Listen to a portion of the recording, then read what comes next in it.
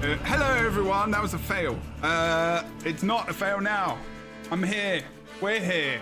Finally. An hour and 25 minutes later. Kroof. no, Kroof. Crichton Herald. Or Fornax. One of the two.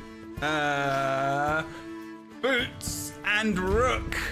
Rook is in from the cold after 12 hours of fighting Decima and Greer.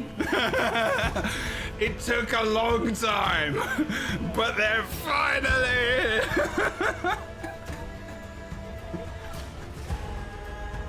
Wait, you have to.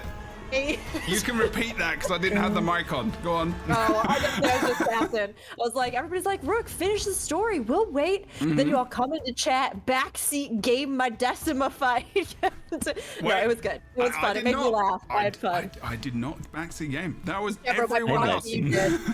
I did. I told them to not, actually. I did it. I backseat gamed on purpose. It was good. I thought it was funny, and I appreciated it. You know, I didn't want to keep you all waiting longer than I had to, but yeah. Yeah. Yeah, Boots has some thoughts about your clicking as well. You're a bit of a naughty clicker, and he has some thoughts about like key bindings for you. We were shoutcasting your run while you were streaming, and we were like, I asked in confidence, I asked them how I could subtly and consciously broach the subject to you of that you should probably, for just your utility skills, rebind them to something closer to your fingers. I'm gone. I'm done. I'm out. I'm ending it. And then we informed Boots that people click their skills. I think we're gonna have to slowly. No, but you don't click your skills. That's the thing. With the skills that are within reach of your fingers, you click with your fingers. You're very good with that. Are we talking about the story today, or are we critiquing my skill clicking? Your skill clicking is what he's talking about. Yes. Bit of column A, bit of column B. He's talking about you being a clicker. Is that not subtle? I'm gonna have a sassy retort, which is that if the game makes it so that I have to not click, then I will not click. But as it is, the skills in Guild Wars 2 don't give me enough to keybind that I have to worry about it. So I'm gonna click the right side, I'm gonna keybind the left side. And you know what, Rook? You clock that T and you click those buttons. Okay, Queen Ever Cry. Lock in. It's okay. And if it takes you 2 more hours to do everything in the game as well, that's fine. No, don't. That's just who I am as a person. Please, someone get Rook an MMO mouse for Christmas. That's pretty much what we're saying. But I would like to say I swear by it. Skills 6 through 10. What do you say Just when you switch. swear? Just keybind them to shift through V, and it's like the best thing ever. Honestly, I just used Anyway, that don't matter. You just play the game how you want to fucking play it. I don't care. Just enjoy the damn game. Fucking play the game. I don't care. think I'm allowed to. I don't think I'm allowed to. You can use your toes to play the game if you want. I'm gonna get like a message after this. Jeb's just gonna be like, "Yeah, Boots reached out to me and was like, I feel very uncomfortable being on this podcast with Rook, filthy." I would kill Elden Ring bosses using a DDR dance pad. So I think whatever makes it more fun. It's all right. You know, it doesn't even phase me. I don't click in any other MMO, but it doesn't even phase me in Guild Wars 2. So it's because you're so good. You don't click in any other MMO. I don't. No, I fully keybind. I fully keybind all my other stuff. Yeah. I guess with Guild Wars, there's so few skills anyway. So it's Rootworm, that's fine. 1 through 5 is fine. I have been living. There's a friend of mine who, right at the beginning of the game, decided to rebind his skills in such a way that was like baffling to me. Was it wooden potatoes? No, Slaylock. I don't know what he did. He just rebound them like complete with alt as well. There's like alt and all these different things, but in weird places. And he rebound them so much that he literally couldn't walk backwards. Like there was there was no backwards key. And after that, nobody could trigger me with their skill. You don't need to walk backwards though. You just turn around. You just turn around. Honestly, it's faster. You don't backpedal. I annoyed I used to tank in World of Warcraft, And I was in a guild with my husband, and we were tanking. This is like Zul'Gurub. This is like elderly, like vanilla gaming, and I would keyboard turn. You were and so my elderly husband- when Warcraft came out? No, it's an elderly game. Sorry, Yeah. I know. Right? He's taking He the literally piss. plucked the keys off my keyboard so that I couldn't use the turning keys. So I had to turn with my mouse. Oh my Had to turn with my mouse. That is horrible. That's Cruel and That is unusual. abuse. That is Hey. literal abuse. Hey, if we never Under the took bus. the training wheels off of kids' bikes, would they ever learn how to ride a two-wheel bicycle? I would just, yeah, that's a very Yeah, but good you point. don't just But I would put just a like to kid ask on a bike Jebro, and just say go. Jebro, it was maybe drowned out. It was maybe drowned out by us talking at the same time. But did you, when she talked about that, did you say that that was elder abuse? I did not, but it is now. Mother. What? That was Boots, not me. I like how I haven't actually insulted anyone at all today, by the way. So let's just say I'm turning over a new leaf. The zoom in is getting. It's really good. It's really Yep. good. Yep. Wow. Lightbringers. This is what y'all wanted to see. Welcome back to Lightbringers. We're Merry back after like a Christmas. 3-month Happy holidays. hiatus. Happy holidays, everyone. Everyone, welcome back. It is the Lightbringers podcast episode.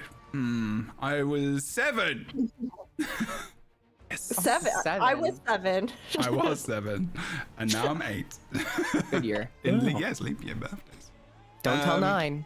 I'll be scared. Just 7, 8, 9. Oh, shit. Is that an American thing or a Canadian Yeah. thing? It's a joke. I think it's a joke thing. I think it's Oh. If you Like- English understand language. It's a joke thing, but I Yeah. get jokes. So it's Yeah. difficult. I think it's like if you can understand English, you might be able to. Okay, it's been a long fucking year, people. Come on. Jesus Christ. Oh, is that a Canadian thing? I don't know. I just wanted to be inclusive because Boots is Canadian. So what? I don't think our number is exclusive to Canada. Yes. Sometimes it feels that No, way living in the inclusive. States. Inclusive. It could have been a Canadian show. I don't know. You've got some weird God. shit in America that I don't understand. I was laughing You so have hard that corn dogs. my cat came to check on me because he thought something was wrong. Oh. That's when is it like a Canadian thing? That funny joke about the number 7. There is something wrong. We know there's something wrong. Boots told us. You click your skills. Oh my god. Sorry. Okay, no, don't bring this back. Okay. All right. Okay. Oh, man. Wow. So what are we talking about today? Today is Probably story the worst day, right? I'm gonna do the Yeah. intro. Yeah. Wait, Story shh, day. let's start again. Oh God! Wow. Okay. Hey, here we go. We've Don't mess got up, to wait Trevor. because there's an extra instance on top of the Guys, one rook guys, display. we're doing this live. Okay, let's lock in. Okay, got it. We got it. Lock in. Lock in. Okay, we're talking about Janfear Wilds and the latest update to the, which has actually been out for a month, I think, by now.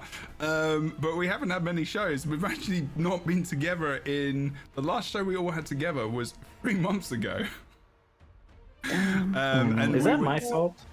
No. No. Yeah. We haven't been together as 4. It's been a mix. I think Either. there's been a lot of stuff just going on. Yeah, in no, a we lot haven't of our lives, even the rest you of know? us haven't been together. So we've all been all over the That's shop. true. We've only had 2 shows in the last 2 months, so it's been I've been busy as well. Yeah, wow. Yeah. No, We're back. F that guy. He's a bad person. We're talking about Janfear Wilds, the story. We're talking about 3 chapters of the story today: Trial and Error, Battles Eve, and Balrior Peak, which just came out, along with a raid and Convergence and some other bits and bobs. It's also the Christmas event right now as well. So if you're not playing Guild Wars 2, get butt in game, do the daily stuff, and get some toys and stuff if you want. Sweet. And we're going to talk about things. I have got a little snippet for each chapter, which I'm going to need to read to remind myself. Although some people have played very recently, so they probably know exactly what's going on. What? So, So we're going to talk about the story. We may dip into bits and bobs elsewhere, but mostly this is about story today. And then it's Christmas and it's New Year, and then we've got another patch in February. Maybe? Oh, you're right. My Yeah. birthday. Ooh. Ooh. Not too long away. As Rook just takes a swig from their massive bottle It's of called booze. hydration. Oh, that's Yeah, you water. gotta Remember? hydrate, Jebro. I actually have a headache because I haven't been hydrating. You should get some water. Some I should water, and some Advil. It's purely the tears of backseat gamers is what she's drinking right now. Yeah, Yeah. Every time I So clicked, I just collected your tears right into the water bottle. Now I've got them. Favorite gathering node. At least we do. The DOC may also get an appearance today, and if you don't know what I'm talking about, you have to watch a previous episode or watch the highest viewed clip on my channel, which is unfortunately the DSC, which is. I was like, that was the Fordex. That was the Fordex moment. Yeah. At first, I thought this was like some person. I was like, Ruth Bader Ginsburg, Alexandria Ocasio Cortez. I was like, who's DOC? More consequential than all of those things. Yeah. I see. Yeah. Potentially big, potentially hard, potentially never ever shifting from that state. Oh, that reminds me. I have a picture that I need to send to the group chat. I'm gonna send it. Well, no! Not now! No, I'm gonna do it laugh now. or cry? No, you Make me might feel better, laugh sweetie. because Please don't send me a picture. this was like a mini picture that I was gonna I'm send not a while ago. consenting to this, please stop. Oh my god, fine. I'm gonna do it anyways. Oh no. We will say nice things about your picture. Oh, 100%. We'll make you feel better. All right. Ugh, I'll send it later. I can't really find it right now. Okay. Also, we have some wonderful guests. Crying Herald, Boots, Roof, and Rook. Boots, tell us what you do, where you doing, how you doing, you good? Wee. I'm okay. I'm tired. Found it. I'm doing okay. I'm Boost from World of Enders. You can find me on YouTube at World of Enders. And I make YouTube videos about Guild Wars 2 usually. Nice. Yeah. Love it when you make a video. An adventure or two? Or An adventure or two, yeah. 70? I think the last one was clearing the clock tower. Ooh. Yeah. Yeah. That was Did pretty you good. do it like, blindfolded? No, it one wasn't me. leg? My 4-month-old did it. Oh, that's right. Yes, I remembered. Whoa. I remember. Wow. That was cool. That was It's fun. pretty impressive. That's Brilliant video. amazing. Brilliant video. Yeah, it was So incredible. your 4-month-old has beaten about 68% of the Guild Wars 2 community. That's awesome. Yeah. That Yeah, it makes makes so sense. much You know sense. what? The apple does not fall far from the tree. That's talent. That is talent. Mhm. You Yeah. cannot learn that. No, you're Yeah, born. no, she's you're born. Born with mechanically gifted. Yeah. You're born with Yeah. it. Okay. What is it? You're born with it? Okay. It's not Maybe. Maybelline. Yeah, there we go. Waiting for it. We got there. Bootsaline? Bootsaline, maybe. I don't know. Bootsaline. Bootsaline? Bootsaline. Vaseline. Maybe it's Shoesaline? I don't know. Boots, go and check him out. His stuff will be in description, not that picture that Kruf's sending us. Kruf, tell us what you're doing in life. I'm laughing because I know what the image is that I want to send. I'll send it after stream. You shouldn't laugh at your own pictures. I can't. It's either that or cry. Hi everyone, I'm Proof. I stream here on Twitch over the weekends, and I've been doing a lot of Marvel Rivals. I've also been creating a plenty of Marvel Rivals shorts over you on my have? YouTube, which have Didn't been know doing that. pretty well in terms of guides for all the heroes, 60-second guides on each character. And I'm definitely going to be making more of those over the weekend. They're fun to make, so I'm really enjoying Marvel Rivals. Tony. Also excited to be doing more Guild Wars 2. I'm going to be raiding tonight for Wing 8, so if any of you want to come by, watch me fail, feel free to. But lovely to be back, Ooh. and I'm excited to talk about this patch.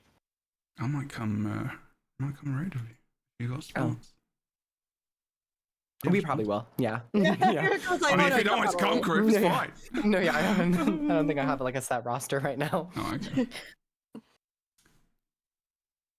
Brooke, sure, you next. Great. How are you? What do Exciting. you do? Oh, I'm great. I click in video games. And Is that your intro? That's the whole of it. That's who I am. That's my I think identity. that should That's be what I your do. new intro for everything you do, including like the commentating for World of Warcraft. That would get such good like responses in the chat. Oh yeah, people would love it and definitely not take a crap on it. You know, I didn't bring it up. This You're the What only are person you to bring it up. talking about? Why are you actually lying? Ornax brought it up That's on a lie. stream. Yeah. You can bring it up on stream. All that clicking stats that you were doing off stream. Yeah, you Oh my in the juice god. now. No, I am Brooke. I swear I only click in Guild Wars 2 and it doesn't hurt anybody. No. Except for Boots. Except for Boots. I play a lot of MMORPGs. I love them.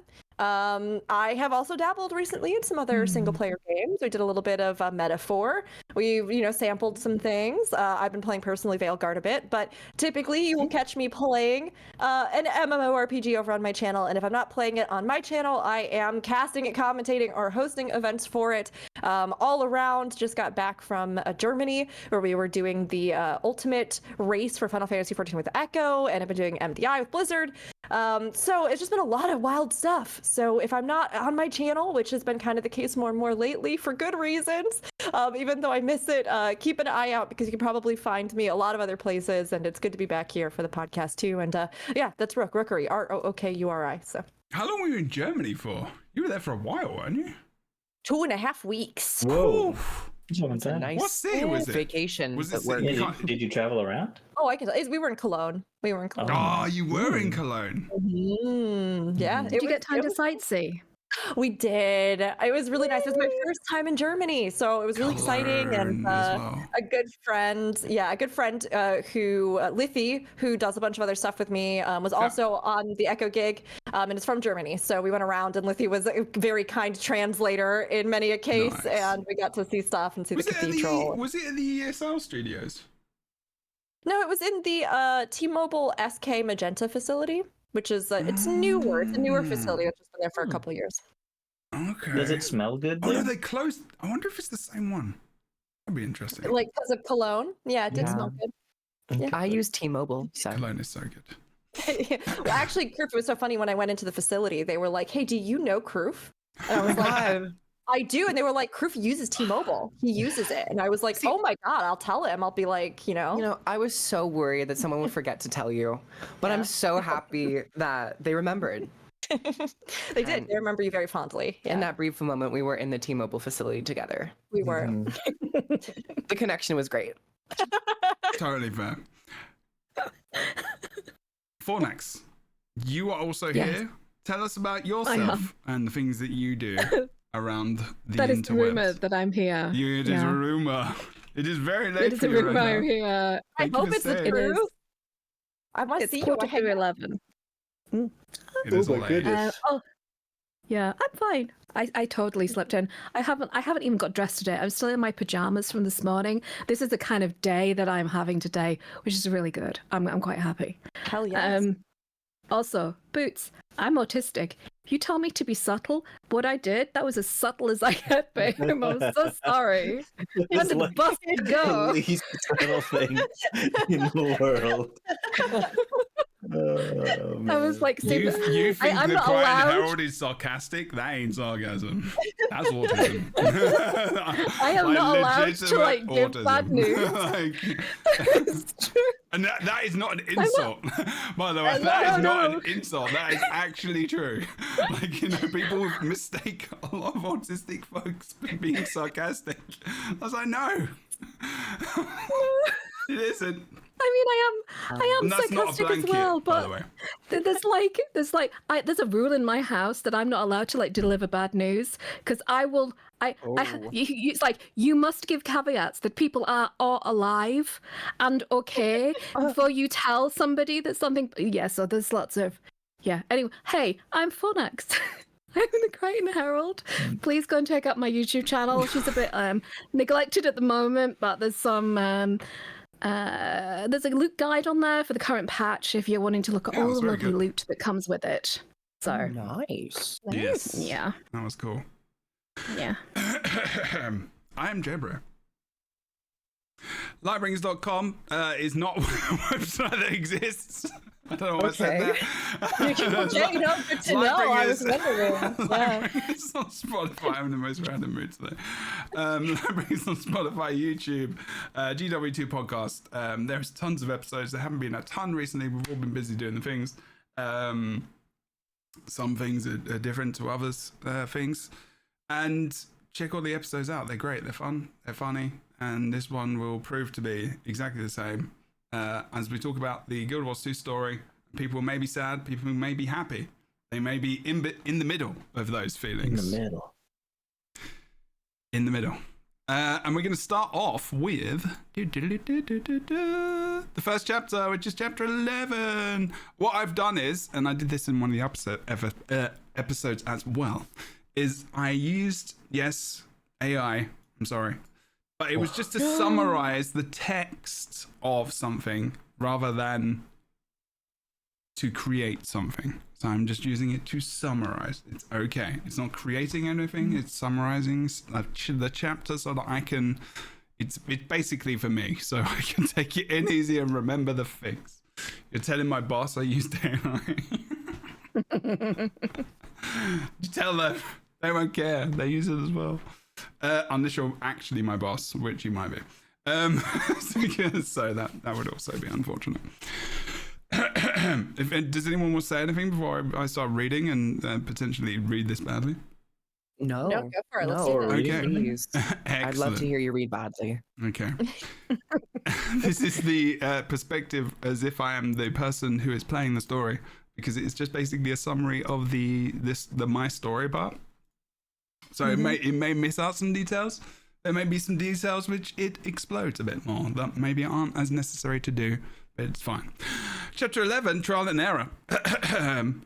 After receiving an urgent message from Steward Gix, is that Gix or Gix?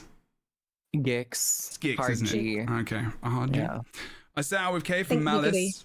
Think what? Giggity. Yep. Giggity out of any God. G word? Yeah, You went with or GIF. giggity? Or GIF? I thought it was GIF though. I Gix. set out with Kay from Let's Malice do to that. investigate the disappearance of Farah Baleseeker, the Priory's lead Titan researcher.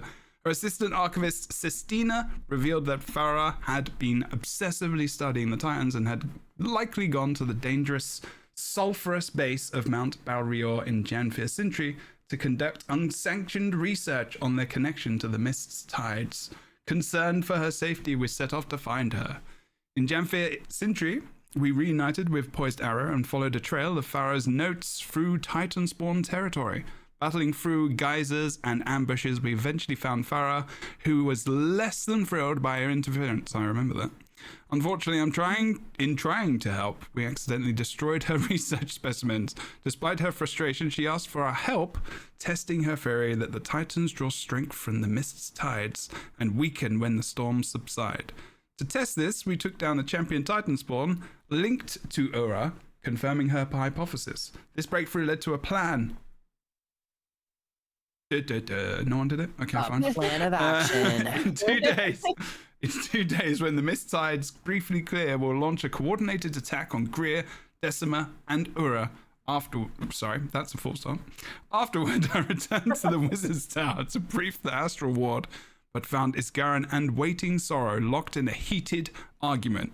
That argument's been going on for a while, just saying. Yeah, It's been a while. when we first came to it and they were still talking inside, I was like, wait a second, they can't still be Did in they the go to same sleep? No, And they then, yeah, I powered think- through it. Yeah, They're was just it like Dagda? mortal. Actually, They've do they literally go to arguing sleep? for days. Yeah. Yeah, for We do- days. there is a lot of beds there, though. In the there's lots of dormitories. Yeah, they probably and just stuff. laid down on chairs in Isgarn in that room, just went to sleep for a quick 5 and then got up and started arguing Like again. for a Yeah. I nap. thought they snuggled. Waiting Sorrow, Isgarn was still asleep. She went over and just nudged him and be like, and what about this? I see. I've had 2:30 arguments morning. like that. Who needs Yeah. coffee when you just have the adrenaline of conflict and confrontation? Yeah, right. I love that. I Yeah. feed off of that. Yeah, years of trauma is bound to keep you awake. Oh yeah. Afterward, I returned to the Wizard's Tower to brief the Astral Ward, but found Isgaran and Waiting Sorrow locked in heated argument. Sorry. With Dagda's help, I managed to refocus everyone on the coming battle. While the mission is critical, I can't help but hope that working together will also begin to mend strained relationships. Optimistic? Maybe, but it's a start. Chapter 11. I like that little bit that they're still in an argument for 3 days because, like, you always That's wonder. the bit of the story you enjoyed the most. No, I didn't say it's the most. I enjoyed Sorry, the I'm most. just... No, but I like it just because in the between the story steps, you always wonder like, what have been the characters been doing while you're like, do they exist without you? And in this case, they gave an explanation, but it's hilarious. It's a good joke. It's a good joke. Yeah. Yeah. So I true. honestly, I feel like the balance of humor and storytelling and heartfelt moments and character moments have been so good in Janthir Wilds. Like, you have moments where they're playing off of the natural humor of certain characters or personalities like colliding with one another. Like, Isgarin is such a cantankerous, old, self-righteous man, and like the way that can then be a foil or play off of other characters, I think creates some really fun opportunities. Or even in that last scene that I was doing where you can convince him to dance. And like you kind of get him to come, like you get him to come round because like Mabon, and like you can tell that he's not heartless, but that like he obviously is really ancient and old and very set in his ways. And so I like that too. No, Boots, I think that there were some really great moments like that where there's funny little things or things that bring the characters to life, but it's not like ham-fisted. Like it's, it feels like it's appropriate to the characters, and it's like a natural result of who they are, which was fun. Now that said, I wrote down a note here about this first instance. A critique, if you will. Ooh. Would you like to hear it? Yeah, I would love to. Yeah, there's no order to this shit show, so you might as well. Well, we're in the first instance, so there you go. Actually, this is the most order I was Boots a bit might have had in a sarcastic. long time. I'm being genuine. Yeah. That is direction right there. I have 1, 2, 3, 4, 5. I have 5 different notes about the story. Wait, are these in bullet general. points or I have like 5 bullet paragraphs? points, 4 of which are worth it enough to talk about. The first one I think is right now. So I wrote down the first bit was nice enough, the like learning stuff about the enemy while learning about this new character when you're searching in the Priory for the notes and things like that. And but then I was taken out of the game a little bit because I thought, why am I doing this? Why did the Priory call me to travel all the way here to read her diaries to find her? When they're the Priory, that they're all about like studying and learning and research, why would they call the commander to come do this? He's actually the only one in the game that can read. It's a secret. I think that might be the case. So it's a secret though. So that's why it's like one of those little story stepper instances that happen a lot in Guild Wars 2. That just remind me that I'm in a game that's still maybe trying to figure out how to deliver information. Yeah, I mean, I think it's a good point, right? It's something where there will always, I think, be moments where the gamification sometimes shows. Yeah. And love that word. Like, yeah, right. Thank you. No, just Yeah. gamification. It's tough because, like, I think you're right. In a lot of games, there are moments where you're just like, literally, somebody could have been like, "Oh yeah, I read her journal and said she was going to the mountain." Exactly. And you're like, "Cool, I will go." But that's not the game. Like that's not an interesting way of delivering the information either. Yeah. And So for it's- folks who like have never been in the Priory or like didn't didn't spend as much time there because of their faction, or to like remind you and bring you back to parts of the world that are tying into the story, I can see kind of why they did that. I did like going back, honestly. I like same. that. I like that. It's one of my favorite places in Guild Wars 2. Sure, That area is like with all of the. Are they tablets or are they scrolls? I can't remember. Like stone tablets flying in the air. It's just so it's so cool. And every single, I like going back because it feels like we do go back there a lot to do research and to like talk to people about history and all this kind of stuff. And then I'm just like, oh yeah, we're kind of reconnecting with the core game. I totally get what you're saying, Boots. Like I totally get what you're saying because I don't like reading. So it took me out of the game a little bit just because I thought of that. Yeah. But that's not to say that I understand why it was designed that way, because it's trying to present new information to you and introduce a new character to you in an interesting way to you so that you could like find it yourself and stuff. But it took me out of it because I was just like, why is my character doing this? Didn't feel necessary. Yeah. Kind of. I guess grunt the only work. explanation, they could have read her diary and stuff, but we actually do meet Farah in the side quests when the game launched. She was one of the characters where we had to go around and collect all the books, and we reported back to her. So we had some type of connection to Farah Really? technically. Oh my Yeah, god. and so I love Wow. that they actually reutilized a That's side awesome. quest giver. Yeah. But they also mentioned in the story that most Priory people are not good at combat. So that's maybe why they asked the commander to come in and help, because the commander is on the mission here to already create a base and search and discover the Titan threat. So it wasn't totally left field. It makes for me. sense. It makes sense to contact the commander because Yeah. we are one of the only people who know this new area well. And so if she is in this new area, we would know where to find her, and we're researching Titans as well, so blah, blah, blah.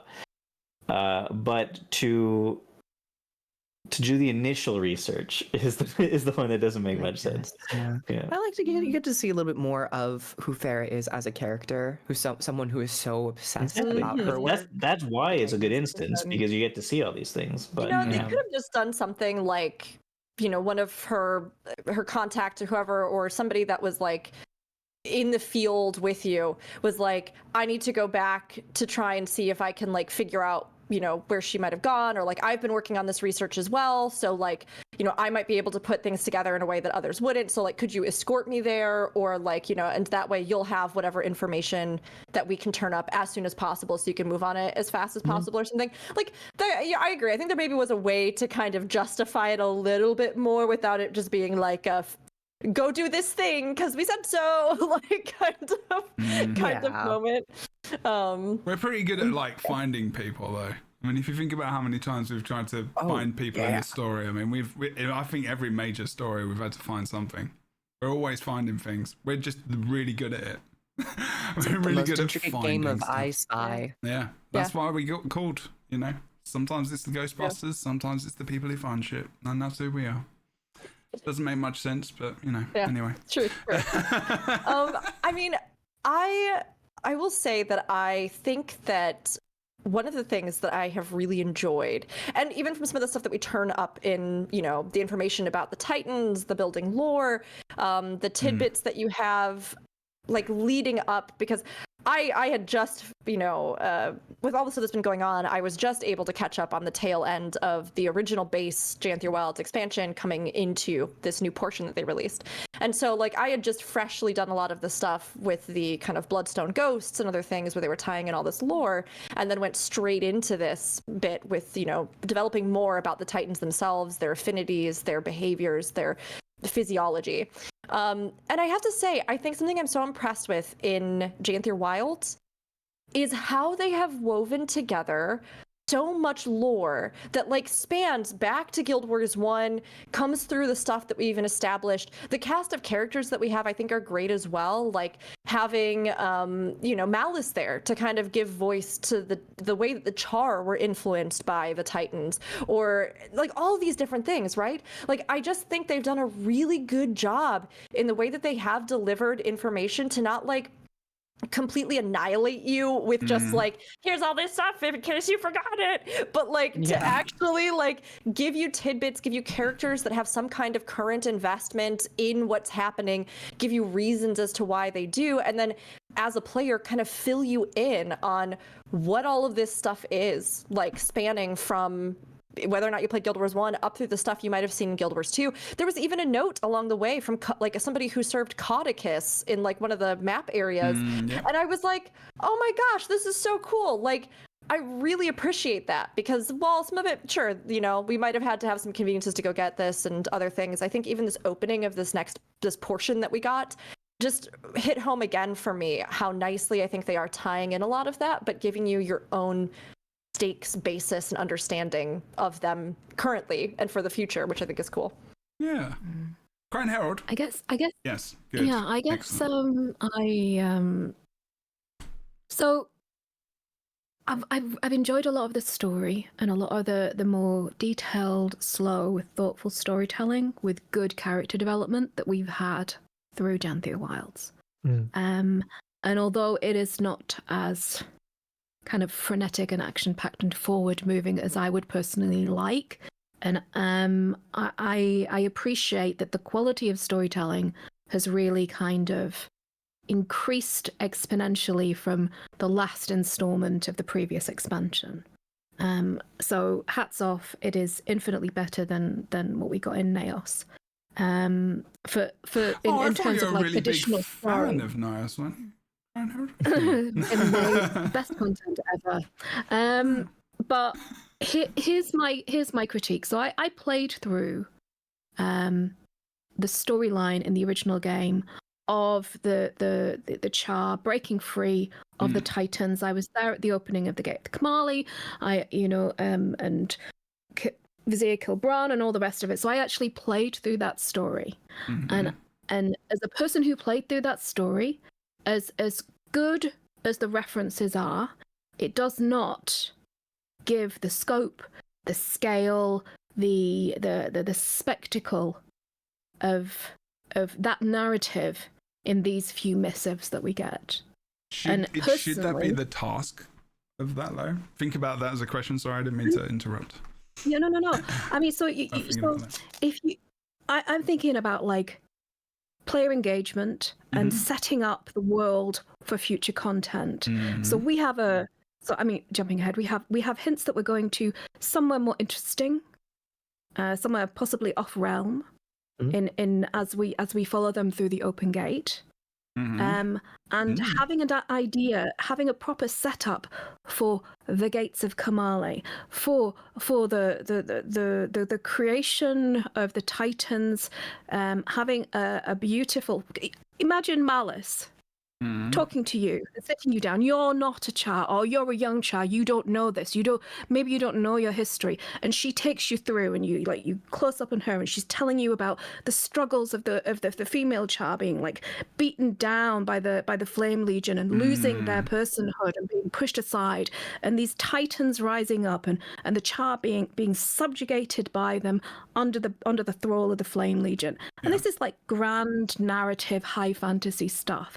And then you cut to like an old god manipulating behind the scenes through a different realm that they've been imprisoned in, creating these Titans to manipulate the Char, and then manipulating them to break through his prison and free him so that he can take his revenge on the world and go after the gods who betrayed him. And that's the story we're talking about. Now, as good as the text is, did you get all that from it? Or could they have given you like a beautiful, interesting kind of this is what's happened history story moment in a cinematic, so that as you come into the story, you're primed, you're looking for these notes, you're looking for and you have an eye to the future, and you have a kind of, you know where you are, and you feel placed in the story, and you feel grounded in the world, and that's my main critique, that they haven't done enough setup so that people understand all the tips. Because it's great for WP and me and people who are like eyelash deep in the lore, that we know all this and we can like spot all the cherries that they've planted about the world, right? But do you know what I mean? Absolutely. It is the balancing act of delivering on existing story and the existing fan base, and then also looping in newer players who might not get the entire scope of what has already been I think to borrow a word from Fornax, the gravitas, because you say that quite often, of the situation, because you're right, when I played it, and I've played all of that stuff a couple of times, and I've actually forgotten I played through it, so I've played it through it again, because I don't remember shit most of the time, because my brain is like a sieve of sometimes, but if it's the right information, it stays for some reason. I didn't realize that was what this was about at all. So when but for a new player, like, even if I didn't remember, I still kind of was like, can this also just still be what it is now existing? And do you need the history? And how much time would they have done to build that up? But what you're saying, I think, is that you don't necessarily have to have an episode with gameplay. Maybe you even just slice in old stuff from Guild Wars, which may not. It depends on whether or not they even, if that's even relevant to this current narrative, you know? Of course. Yeah.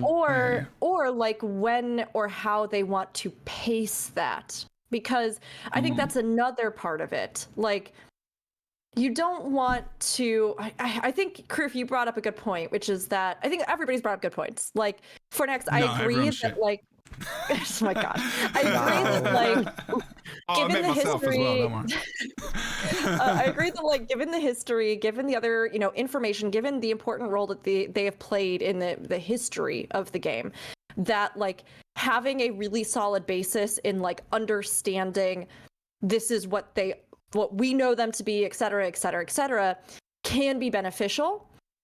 But I also get a sense, right? Because again, Kroof, you know, you mentioned bringing in new players or bridging that gap between the old and the new, right? And I think there's a fine line between feeling as though somebody is telling you about stuff that you just missed out on and, like, being in the stuff, learning it and having those revelations, and then, like, having that unfold a bit more organically in your own understanding of the situation. And so I'll be curious to see what more they continue to reveal, right? Because right now, for me at least playing, because a lot of that really specific context, I just knew more of the broad strokes of, you know, paintbrush of this and this, and the Char and the Flame Legion and the Titans were involved and all this other kind of stuff, right? But, like, for me, I have found that it at least has fostered in me a real curiosity of, like, well, okay, like, what are their goals? What other purpose is there? What, you know, like, what are the nature of these things? Much like the characters that, you know, seem as though for whatever reason they aren't as filled in on every nitty-gritty detail of what the Titans were trying to achieve and stuff like that. I don't know if that's just because it wasn't as widespread common knowledge. I don't know if that's just because they just left it off the table for player convenience. I'm not sure. But, like, it feels as though, for me at least, it's been successful in sparking my curiosity in uncovering those secrets for myself in the moment live, and that I can see the potential for them to still have greater reveals about those contexts as we go further into this, without them having needed to, like, right off the bat sat us down and have, like, a really extended, like, storytelling session about it. Yeah. I don't know. I also think that in addition to all of that, it's also perhaps keeping in mind that maybe ArenaNet knows that these are more smaller bite-sized mid-patches. So in order to give the proper energy, budget, and effort to these larger scale themes and settings, this might be kind of the build-up to maybe the next expansion, where they really, like, deliver on, like, the Doors of Kamali, the Foundry of Failed Creations. But we also have 2 other patches to go still. So we might start to see them kind of ramp it up a little bit more.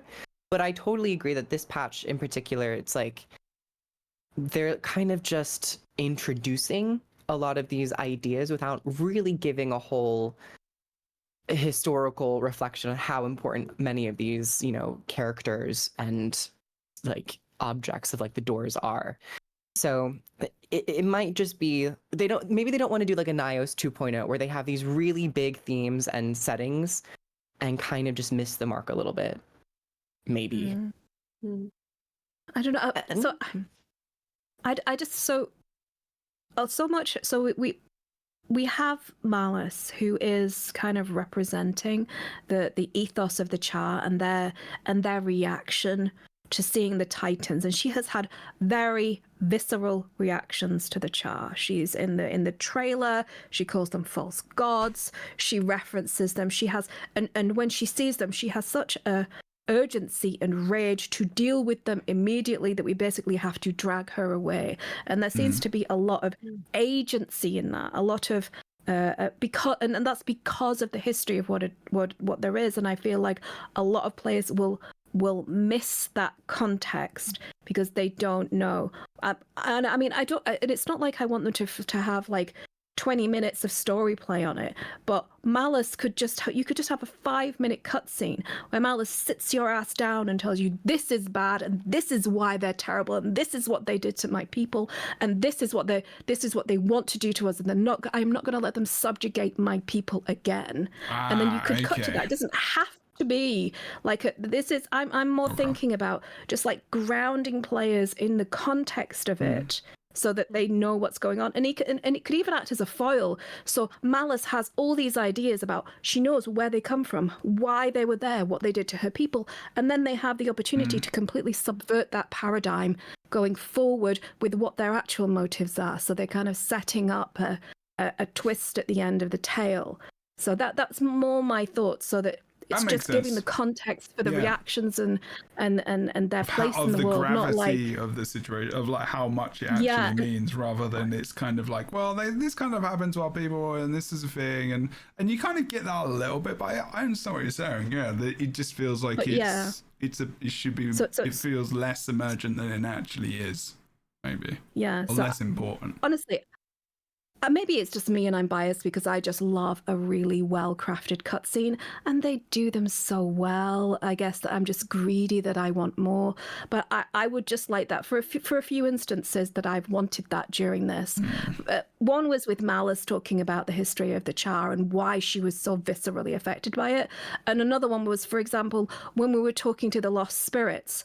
When we were in the pit talking to all the lost spirits who had been sacrificed to the Bloodstone, I would have loved a few flashes, even if it's not full cutscenes, but like flashes of these people's lives and the suffering and the horror as they're kind of telling these tales, so that you kind of get more than just a conversation on a map that's beautifully voice acted, but just something that you could connect to. And in such a visual genre as gaming is, I feel that kind of addition, it doesn't have to be huge and big budget, but that kind of addition of flashes of the just like horrors some and extra the sound pain of and the like suffering. crowds or something going on. Yeah, I mean, I think there was sort of some like a flashback. The reaction, like they did do well with, like, you know, the story of like the cub, you know, who got sacrificed. Like there was very like.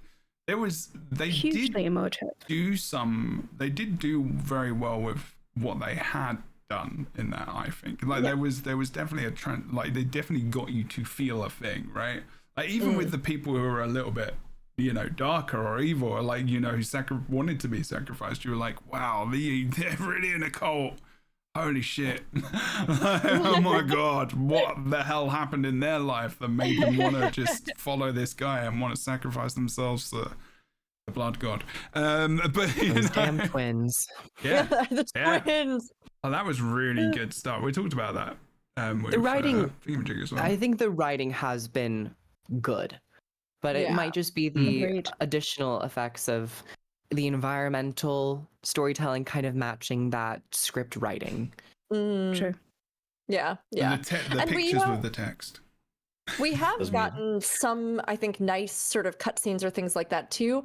But of course, I think it would always be great to have more, or even, it's like, it doesn't have to always be a huge thing. It can be just like little shorter things that still, tell a little more. That brings me to one of my other points on my list, which was something that I think happened many times in this story step. Is I'm getting a little tired of the standing around in a circle version of storytelling of all the characters. All the characters standing in a circle and just taking turns talking. Well, that to didn't each other. happen that much in 11, thankfully. It wasn't as much. That was more running about. 13 pop up. 13. But that's it. So like I think it's all sort of along the same vein that what we're talking about right now. Maybe some of these things can be told differently through cutscenes. Maybe some of them just need a little more motion than just standing in a circle talking. The Alliance, the first instance, the Alliance, even though there was good information.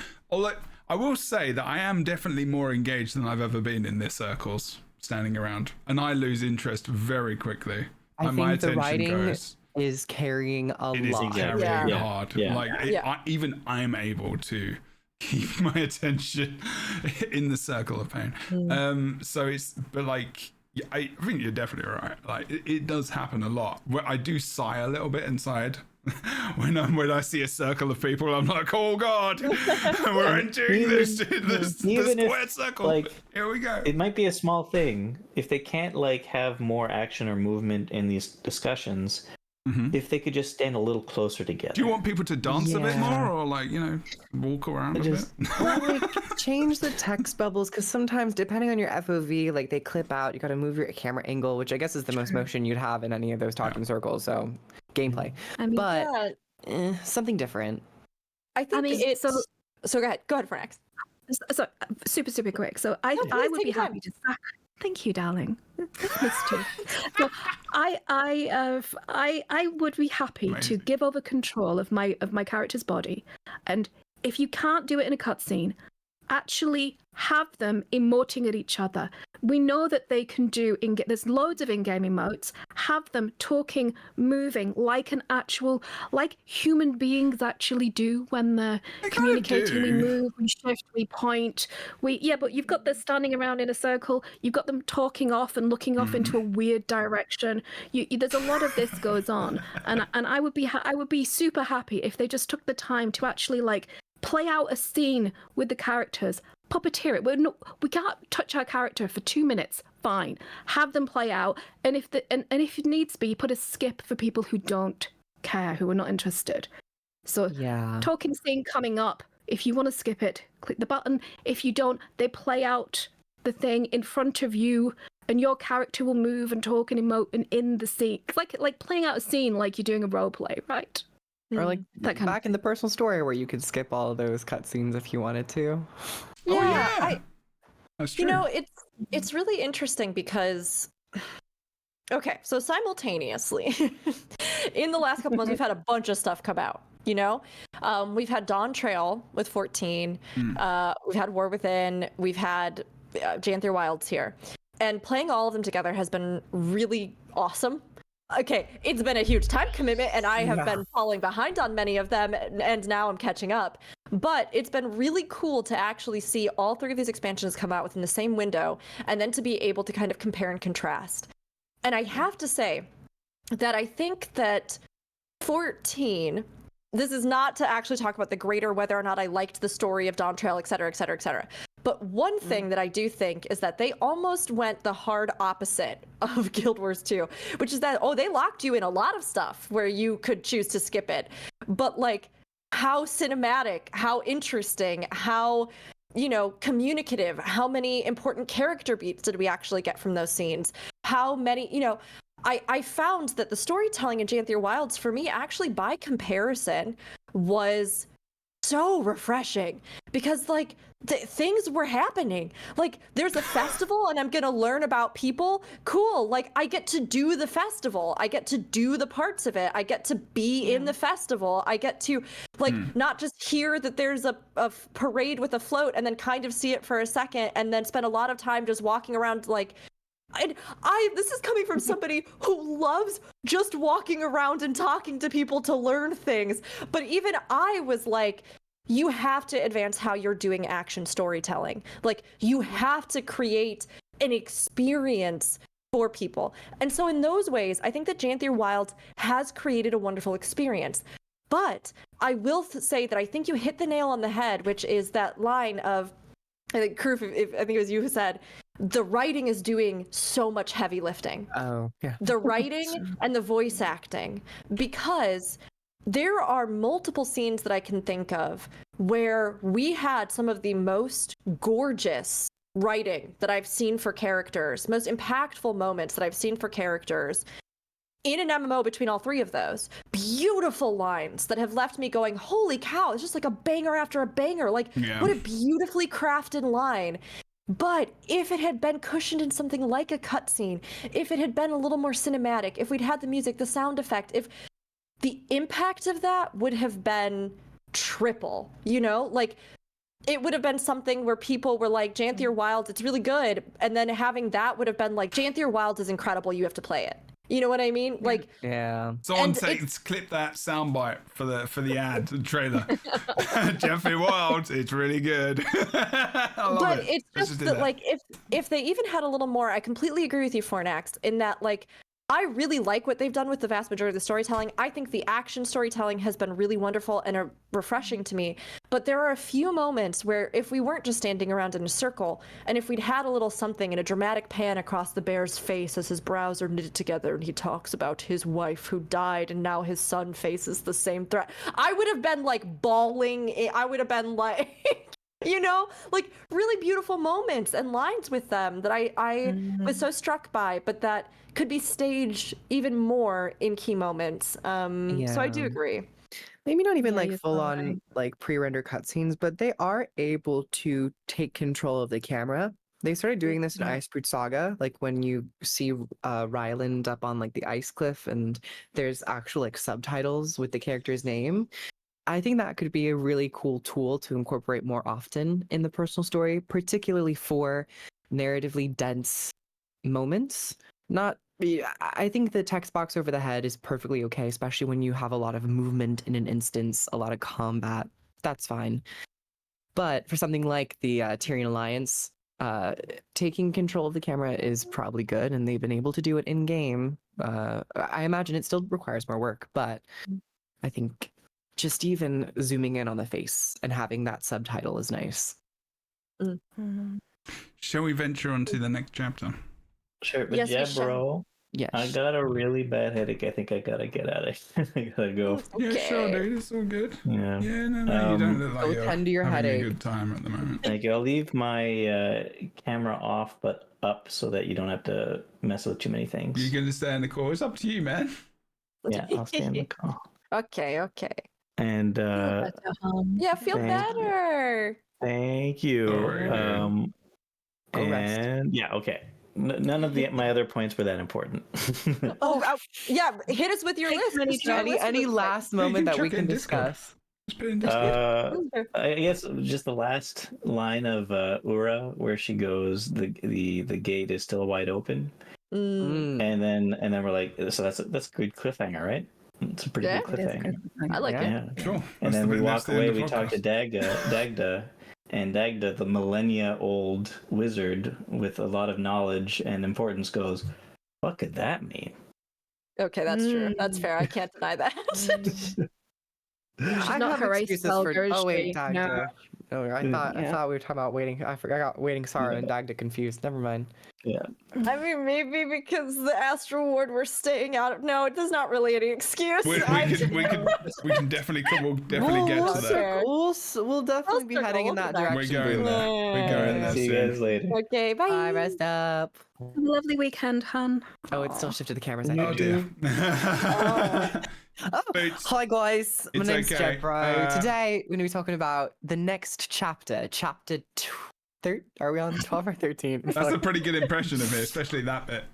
That bit, yeah. That Oh, bit there's no especially. swearing. Fuck.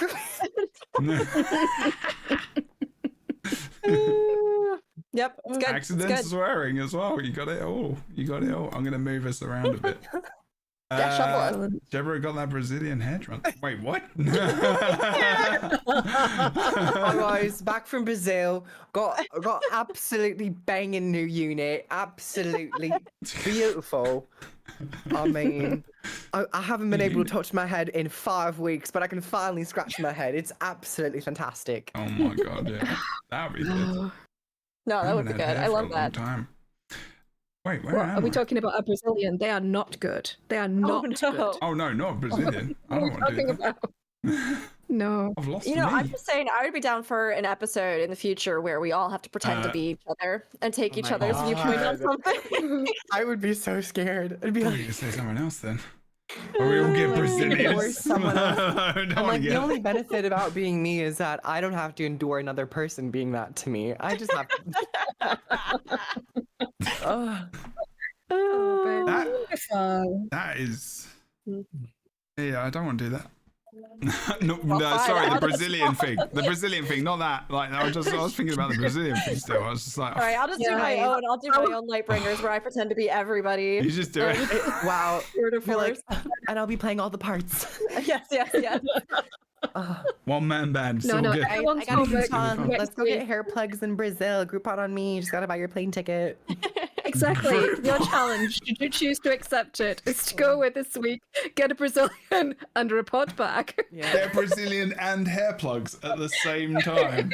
Both. That would be the Well, worst. I don't know. And Removal and insertion of hair While we're in into your Brazil, body. let's also get a BBL. We're gonna come back different people.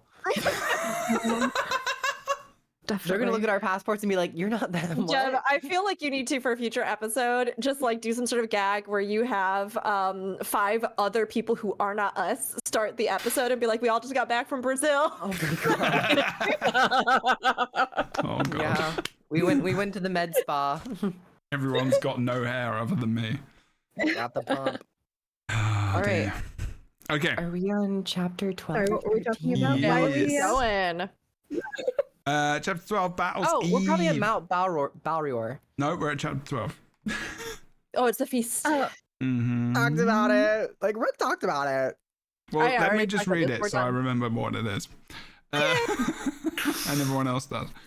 And then I can just tick it off my list and I can move on with my life. Oh, wow.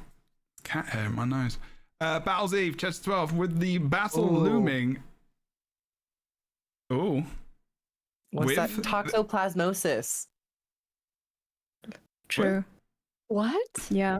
Yeah. What about what? It's Y'all have basically- cats and y'all don't know about toxoplasmosis? You all have what, Yeah. sorry? Toxoplasmosis is a parasitic disease caused by the microscopic organism Toxoplasma. Oh, you are gondii. fine. It is It can fine. affect Never- most warm body. No, it's fine. But cats have it, and that's why you love the smell of the cat. It's also The Last of Us because it actually makes you more risk taking. Yeah. It A lot affects of your people have brain. it. Yeah. Or cat hair no in shit. their A nose. lot of people. A lot of people that own cats get cat hair in their nose. It's true. Yeah. It's I mean, true. that is true. It's mostly in my mouth when I'm eating food, and I'm just like, what?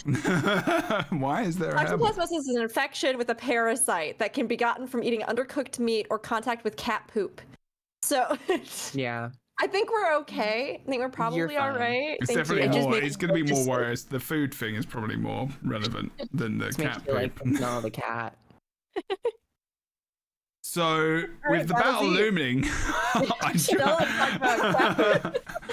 I joined the Battles Eve feast, a lowlander tradition described as a precautionary goodbye. Though the mood was far more celebratory than somber.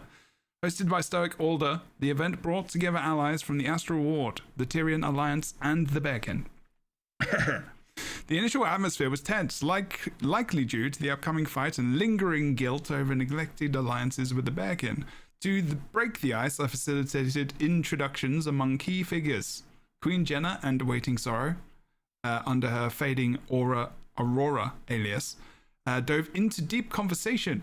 Dagonet and Agricultural Master, Soaring Crest, bonded over ecology, and Anise and the Barbed Veil appeared as though they'd been lifelong friends. Aww. As the evening gained momentum, pre-dinner activities brought levity. Anise helpfully volunteered me for a sparring match with Barbed Veil. I remember that. Which I'll remember to repay. Terrible. Later, I braved the dance circle. The dance circle. See? A dance circle. Better than a standing still, Yeah. not talking, emoting circle. Well, actually, they talked. They did talk. And they were programmed to emote. To a degree. Later, I braved the dance circle to kickstart their festivities, inspiring others to join in and let loose despite the challenges ahead. Later, I found that's when Thingamajig joined in. He was very quick as well. He went in there for like one round and that was it. It was done. Yeah, at the end, he does a little quick one. That was so Yeah. funny.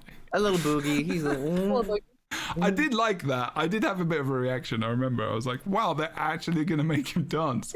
He's actually maybe tiny bit relatable at the moment. This is scary. What's happening? I wish he just started twerking. Sorry. I just wish he started twerking. That would have been Side hilarious. swagging. Oh my gosh. I'm not sure I want to see that. Later, I found Stoke Order rehearsing his speech. When it was time, he invited opening remarks from our side. Scaran offered some words of encouragement, though his delivery was less than polished, leaving the crowd a bit puzzled. Thankfully, Order's own rousing speech reignited the celebratory spirit, reminding us all of the strength in unity. Amid music and laughter, our allies paused briefly, exchanging few words, but sharing a quiet understanding of the monumental task ahead. The evening wasn't just a feast, it was a moment to reconnect and fortify bonds before facing what's to come. That's basically what it was about.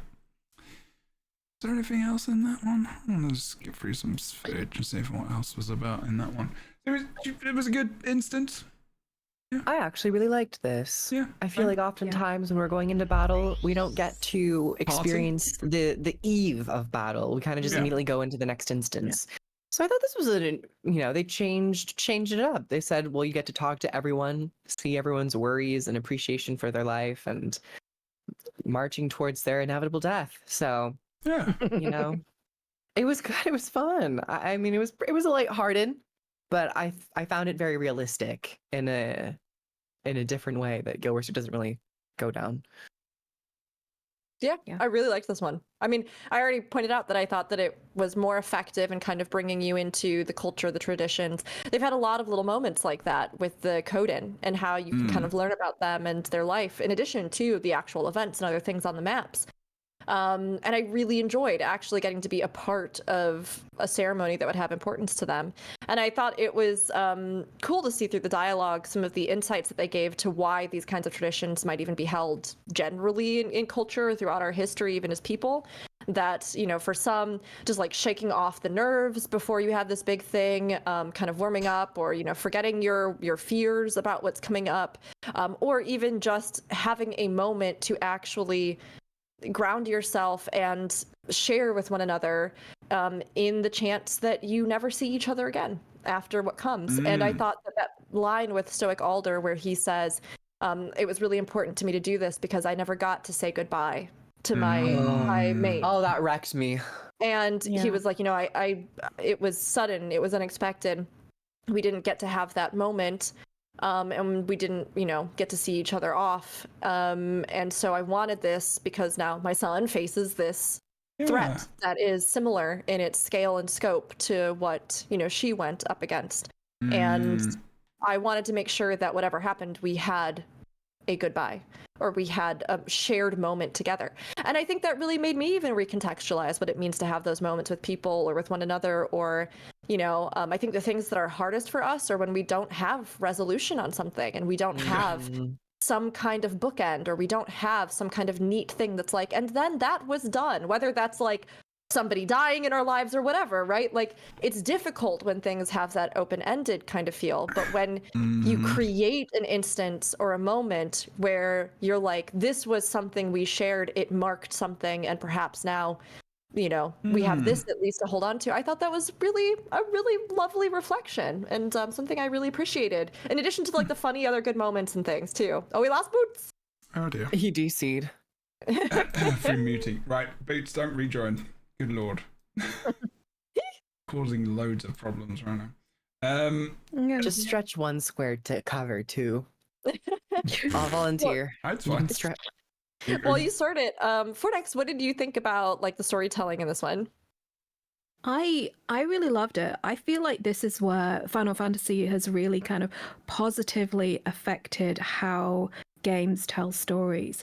Because the first time I experienced this kind of post and pre-battle storytelling was in Final Fantasy XIV, and they did it so well. The night before the battle, sat around a campfire, sharing your thoughts, sharing your ideas, your fears, your hopes, and like the gravity of the situation really being expressed in how you interact. Because it's all good story is about character, right?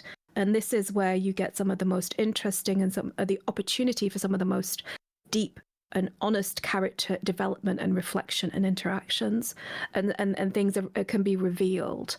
When you feel like you're going to lose everything, it's time to kind of like drop the bullshit and be honest. And that's where, like, this is where I think the culture of the Coden, I think this is why it's so beautiful and alluring and wholesome, because they are these deeply like rugged individuals, but they have such a reverence for their lives and for their families and for their home, and not just like the homes that they've made, but the home of the land that they live in. And it kind of comes out in all of the storytelling. I think this is one of the things that they've done best in these beautiful, enigmatic characters that they've introduced. And I've really enjoyed that. And it kind of grounds you in the world and makes you care about the characters in ways that they kind of missed opportunities for.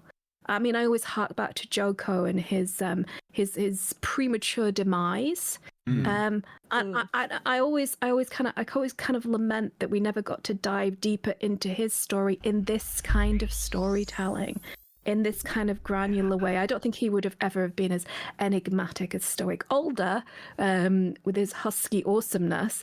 But I'm so glad that they've kind of turned the page on introducing a character, murdering them instantly, and then moving on. I'm so they're giving the writers, because they have great writers, right? They have fantastic writers, and they're now they seem to be giving them the space to breathe in the stories, and they're still just trying to find their feet in how to deliver this story to us. And you could see them like moving forward, not always succeeding in doing it, but as Kroof said, like the story in this instance is like holding everything up, and it's so encouraging to see.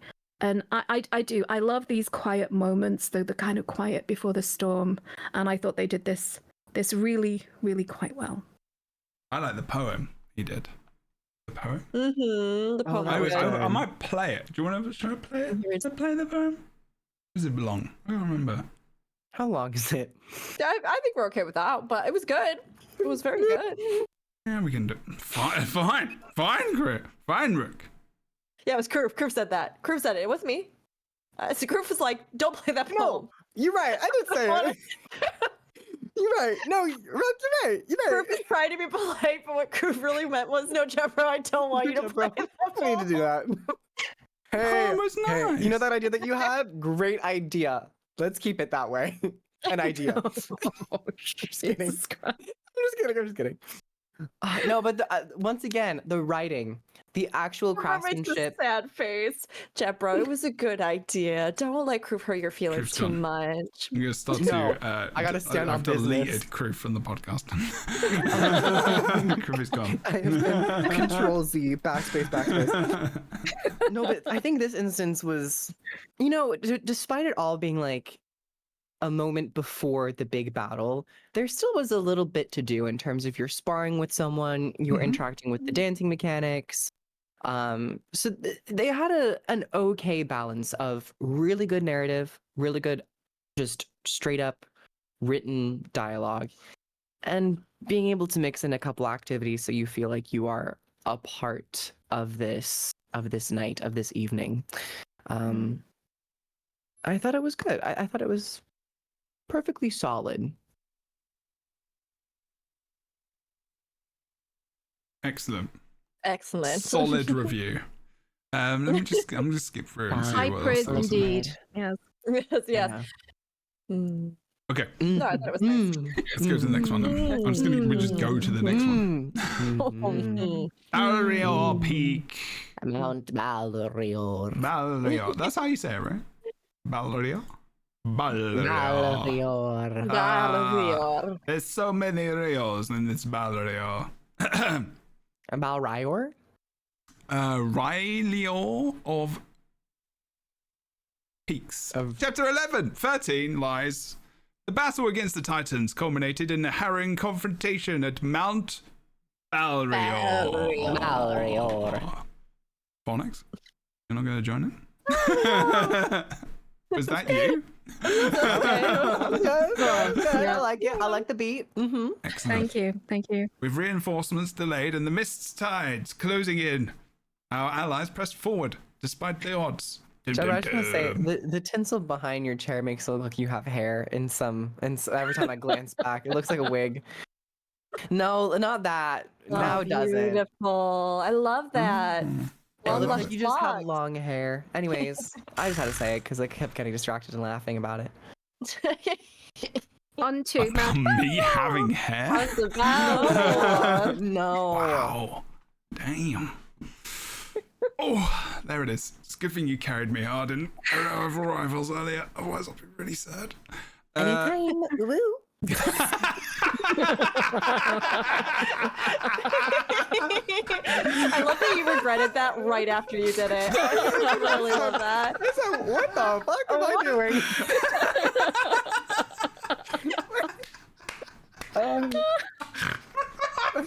Those impulse actions, you're just like, why did I say that? What? Why did I do that? Whatever changed. I thought it was great. Oh, that's beautiful too. Love that for Max. Love that. What a face. You really got Deborah good. He loved that woo. That was really. That was really loud. It was just the whole thing. It's very well good. With the It was just really, fucking right left field. I was just not expecting it. It was just really surprising. It's very good. Sorry. I was just scared in the mountain. We're going into an emotional battle. I'm not supposed to be laughing.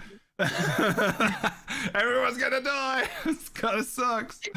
After scaling the mountain, defeating ambushes of Titan spawn, and splitting up to face the Titans individually, we achieved decisive victories over Greer, Decima, and finally Ura, the Imperatrix. A word. I said that in one go. Everyone should give us a like just for that. Good job. Well done. You did that. Make sure you subscribe to the channel. Greer was concerned. You're a little concerned. He was. And then he died. He did.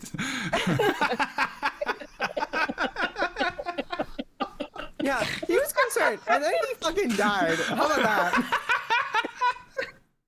Yeah, you should be concerned, Greer. You should be. I'm sorry. I can't read. I'm not looking at you anymore. Oh my god. I don't like this episode. I'm crying. Greer was cornered. Then he was concerned in his den and slain. His weakened state, no match for our group's resolve. Oh, wow. Decima fell next. Her storms raging, but no match for the combined fury of our allies. Finally, Ura emerged atop the mountain, a towering and fearsome adversary.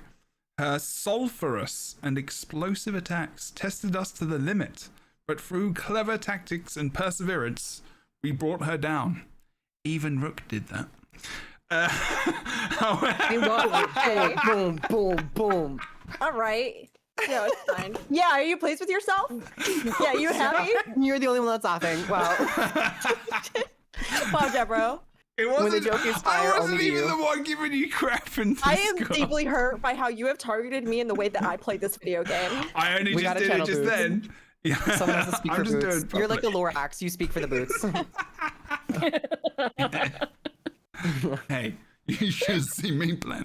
Actually, you can go and watch the VOD. It was so funny. I was just like, It was kinda why tricky. isn't I it went down. dying? Yeah. I was then like, I what worked is this out. mechanic? I was like, It just Yeah, made was me a bit laugh. weird. Very hard. I'm like talking to chat, just like, oh, you know, the Lightbringers are waiting, so like we gotta get through. We gotta get through it. And then I just like see Boots in chat. Boots is like, did you notice that thing on the ground? And I was like, You said Brooke no. was like, You said, no, it was first. Did you realize, Rook, that she's not taking any damage? any damage at Did you know all. she was invulnerable? Rook, did you notice? Did you maybe see that thing on the ground? You could put something in. Did you notice she's still at 100% health? and then I said 99% hellfire. Oh, wow. Sorry. Thank We're like you, a bunch Emily. of cherry tomatoes today. Just flush, red. It's true. Oh man. Good chapter. However, Ura's cryptic amazing. final words. You're not done. For the door we came through sits wide open, casts a shadow over our triumph, hinting at a lingering threat. Contemplating her ominous statement, I was left with more questions about the Titan's origin and purpose. Back at Harfest Den, we embraced a moment of solace Amidst the celebration, Waiting Sorrow revealed her true identity to Stoic Order and his son, Pokey as the legendary voice from Ancient Codan Tales. Wait, I read that really badly. Though shaken, Pokey offered his support. See, kids, don't trust AI. Don't trust AI. It's written fine. I can't read This it. is why you need to write your own essays. I'm flipping dyslexic, man. That's why. It's hard. Pokey offered her his support while Order struggled with the weight of her past deceptions. I'm trying to read more.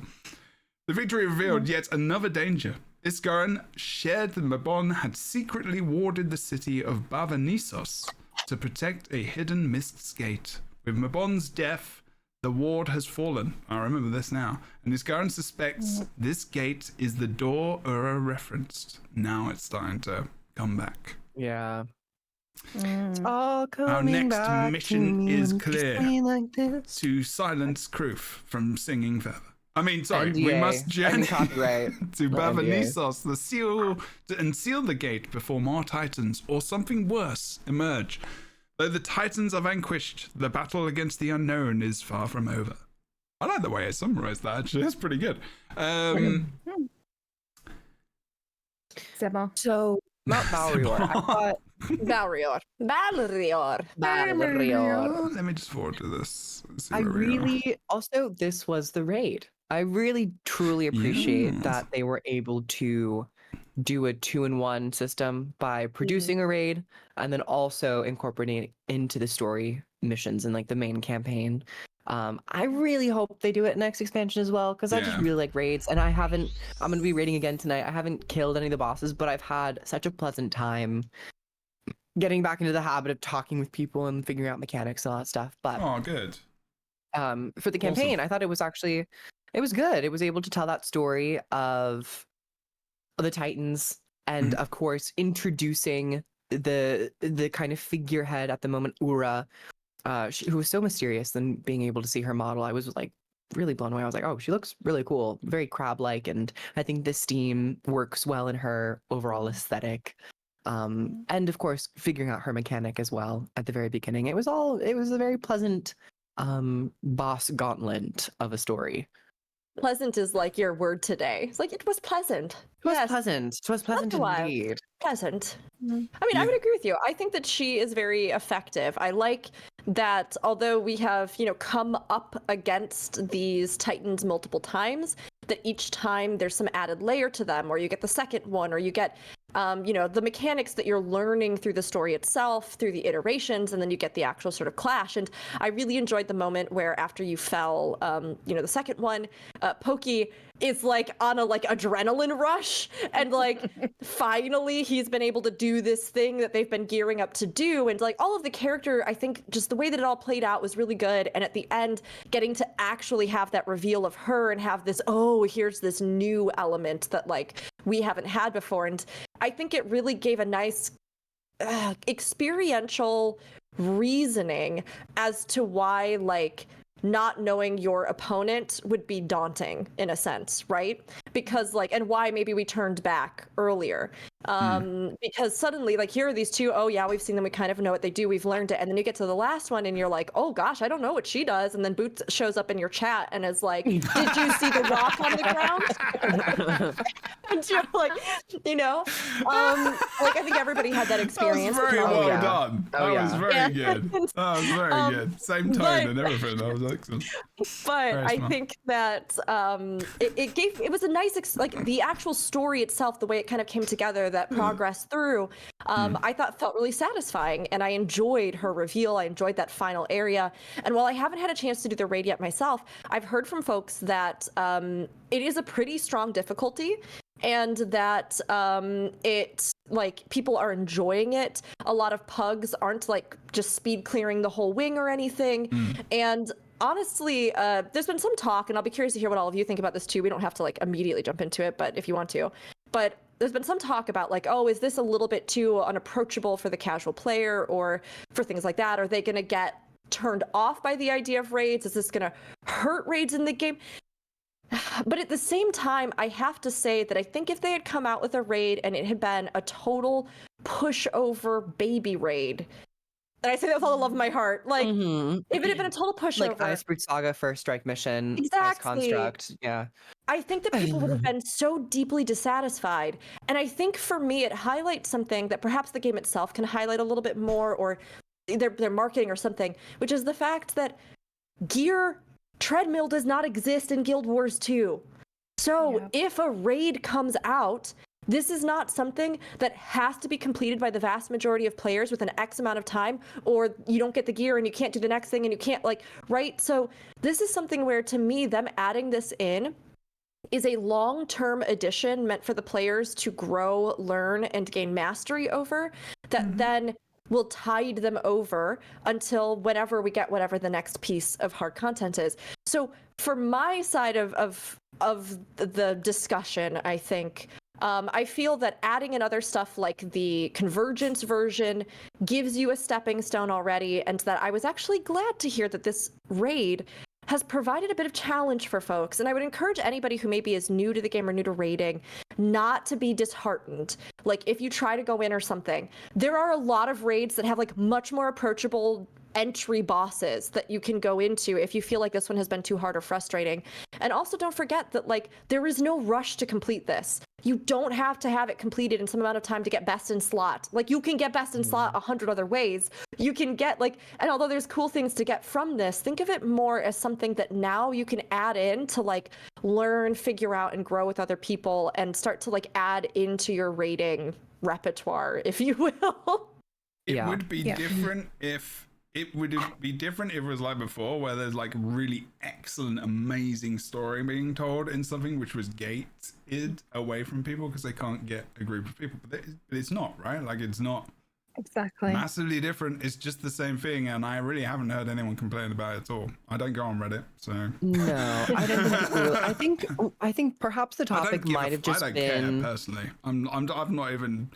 I've just been like, oh yeah, I would like to do it, but if I don't do it, I'm not missing out. So, you know, I love the Convergence. I think the Convergence is fun as hell. Well, I actually died a couple times. As long as you don't do it like often. But, like, you know, because it takes a while. But people like work together, and it's, you know, it's fun, and like, you just it's not giving you anything different other than just what you were saying, Rick. You know, difficulty, some more goals, like, you know, some maybe, I don't know, rewards, etc., achievements, and it's just like, that's just another section of the game you can strive towards, and there's nothing wrong with that. And I think really it's not lip service. I don't want it to sound like I'm trying to describe it as that, but I think, you know, it's for the people who like raids, you know, because they've been wanting to have one, and it was a big feature, and they need an extra feature to sell the expansion. It was a really good thing to stick in. Will they do this all the time? I don't think so. I think they may do it every other year, maybe. At most. Because it's a lot of work.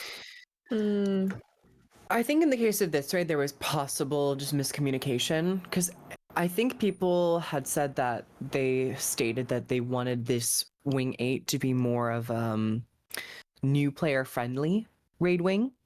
And so I think that's where people were saying that, oh really, in their experience, the difficulty might not really be in line with that new player. I think some of the developers might have mentioned it in like passing on Reddit, that they're like, yeah, we're hoping that this difficulty is more approachable for most people.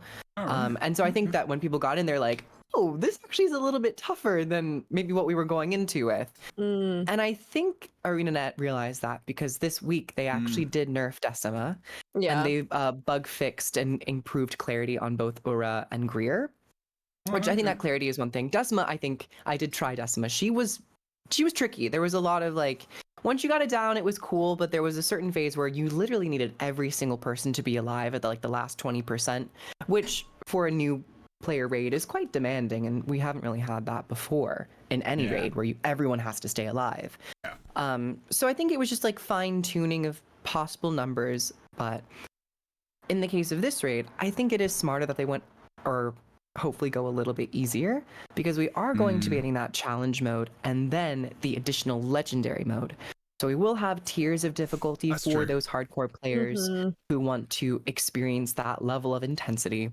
But because this is the only endgame content, it's probably smart if they are going to continue to do raids to have the first release be a little bit more approachable. Or at least have the than emboldened others. version, I guess. Have an And emboldened it's version. set to embolden this week as well. So if you Oh, it is? die a couple times, yeah, they changed it. So they nerfed a couple things, and then they said, guess what? On top of that, this raid will have emboldened for the week. That's cool. So they can get players to experience it and finish it.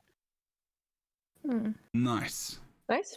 Okay, so is a part as an instance in itself, being that yes, I've got an email. Thank you, Outlook.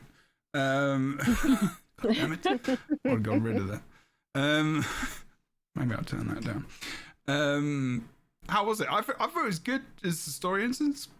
Cool, like cool bosses. A bit. I think they were a bit long. I think that's just they always do that. They've got a little bit too much HP for my liking. I think sometimes just happens. They could have been longer. Yeah, they could have been longer. Greer and Decima were pretty quick. They didn't feel overwhelmingly maybe. because I think it was we already fought them, so they didn't want people to stay with them for too long. They wanted them to experience Ura, but just this. I think it was just like the size of the map took a while to traverse, which might have been why the instance felt longer. Okay. And then you stop and you'd have to dialogue and all that stuff. So fair. I'm just kind of skipping through the instance to see what else there is. Yeah, I mean, honestly, I thought it was good. It was effective. I think it gave us things to look forward to and latch onto, like that moment of foreshadowing, like Boots was saying, right? I do think it is interesting because I think he brought up a good point on that too, which is just that like it's a little tricky when you are dealing with an organization like the Astral Ward, where you have people whose lifespans literally encompass entire centuries of the game, and they're supposed to have this wealth of knowledge and information and all kinds of other things, but of course they have also stayed out of many conflicts, right? So like it kind of leaves them the room to be like, oh, well, we knew that this was going on, but we didn't interfere. Or maybe Isgarin himself controlled the flow of whatever information and we were more relegated to other things. Or it's possible. But I do think that even reflecting a bit back on, Fornex, what you had said and stuff like that, it does feel like if it's not here, that soon I would expect some kind of moment with the Astral Ward or with Malice or with, where somebody is like, hey, this is what we knew about the Titans. Like, it turns out that door thing that they were talking about was probably this thing because we have the archives about it, or this person knows about this conflict when it was happening, or, right? Like, it feels like we're at that point, and if we don't get it, I think it'll be a little bit strange. I mean, of course, again, like I brought up earlier, it will pave the way for players just coming into the story to discover it alongside everybody else. But I think that like it's you have to like commit one way or the other. Like either you are full on retconning backstory, like history stuff, or like you are going to acknowledge that yes, you've referenced a bunch of the previous history and lore of the game, and probably people already know what some of this is, or can at least take some guesses as to what it is and then deliver that to you in some capacity, Yeah. Okay. I'd have nothing to add there. Well, I mean, I want to talk about quickly like the raid iterations of it for a second. Yeah.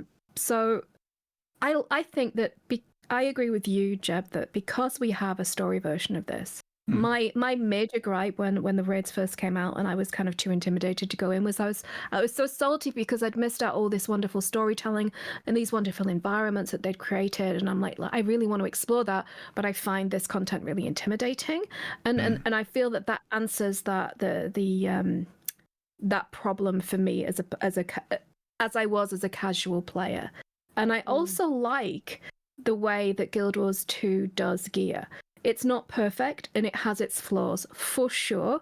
The loot treadmill versus getting the kind of like the best gear. And I always think about it like this, like it's like I like motor racing, so I think about it as Formula 1 and Formula 2. So Formula 1 is is World of Warcraft, how they do it. You have the absolute best gear and you have the absolute best raiding experience with all the different tiers, and it's like coming together, and you have to have the gear to do the raid at higher difficulties. You just have to. You cannot do it without it, and it's engineered that way. But Guild Wars 2 is more like Formula 2, whereby everybody is in the same car, and it's all about how you drive the car. So everyone is in the same gear tier, basically. It's capped at basically ascended gear is the maximum kind of power level that you get. Legendary gear is all about hyper utility and player agency for like it's all about playing rather than messing about with the specs and easy accessibility of changing gear.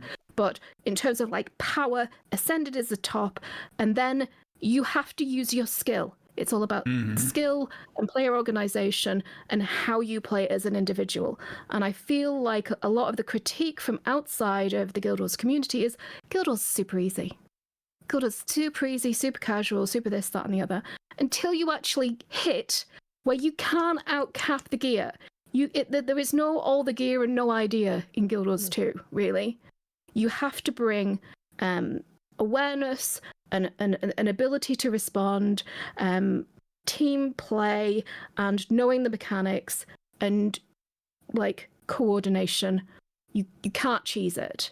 And I think a lot of raiders, if they could just get in and experience that, would really appreciate that. So I think that that's one of the strengths of Guild Wars 2. Yeah. It's a very different gameplay environment than the rest of the game. Yeah. Definitely. Which is important to have different things which appeal to different people. The more stuff there is, sometimes the better. But if there's too much, then you have too many people spread and you can't do anything. Okay. Pardon me. In terms of the end of this, it's so funny watching this back because I'm like, damn, it took me a while to work this out. I thought, you still haven't? I thought it was way more complicated. My head goes to the most complicated scenario to fix it. I thought I had to plug the thing, then go and kill the other stuff, and then kill the boss. So I was not getting to the boss in time to do the things. And then I was like, oh, I don't need to do that. I'm doing way too much. And I'm not actually getting to the boss. And the other stuff is just AoE on the floor, and I could just avoid it. I don't actually have to kill the things. Wow. You went maximalist. Yeah, absolutely. Or masochist. Yeah, different one depending. Oh, that one as well. One thing I did want to mention was the thing with mounts, the mount, and how much we used it. Like, not in just this part, but like throughout the story, we've used the mount a ton, which is the same theme of Secrets of the School. And I'm kind of enjoying using the mount, honestly. I would agree. Cool. I mean, I like that they've brought it into the fights, they've brought it into the moments, they've made it one of the mechanics, they've brought it into the story. Same with even stuff like the spear mastery, the story beats that you have for that. Even in the final fight, having the spear master, come with you there made sense. I think it's really cool to see how they've integrated some of those new features and things into the actual narrative and setting. And I think it brought a lot of life to that. And it made me feel cool being like, I've got my spear on because the Coden taught me how to use it. And like, going up the mountain, I was like, I have to go with my war claw. Like that's, So I just think that it did enhance a lot and added a lot to kind of the setting and all the complete package, as it were. Jukebox said that in chat. They said the Warclaw integration was very good.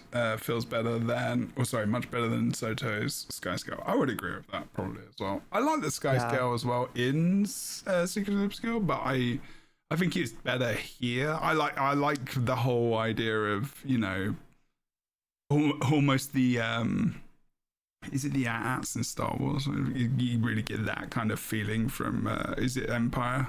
Star Wars movie when they're in the speeders and stuff, and they get the grappling hooks and they wrap it around the AT-ATs and they collapse them. Someone else like Star Wars, please. No, I know what you're talking about. Yes, I was yes, like, definitely. goddamn. Them in the fall, and Okay, then good. yes. Always reminds me of that, which, you know, was kind of in the earlier stories in this, which I think it was a nice little call to that. I think that was probably definitely where they were thinking about the idea for, you know, dragging them down and whatnot, so that was kind of cool. And then using it again here, and also you know, pulling down the trees, and even there's a wall here where you can pull down the wall, and you have to do that in the convergence. I don't know if you do it in the raid. I'm not sure if you do it in the raid. Do you do it in the raid? Haven't got there yet. I haven't got that far. Okay. Fine. Check in tonight. God dang.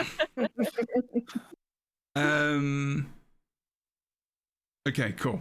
All right. So we're at the end. I love that when she dies though, like her nails.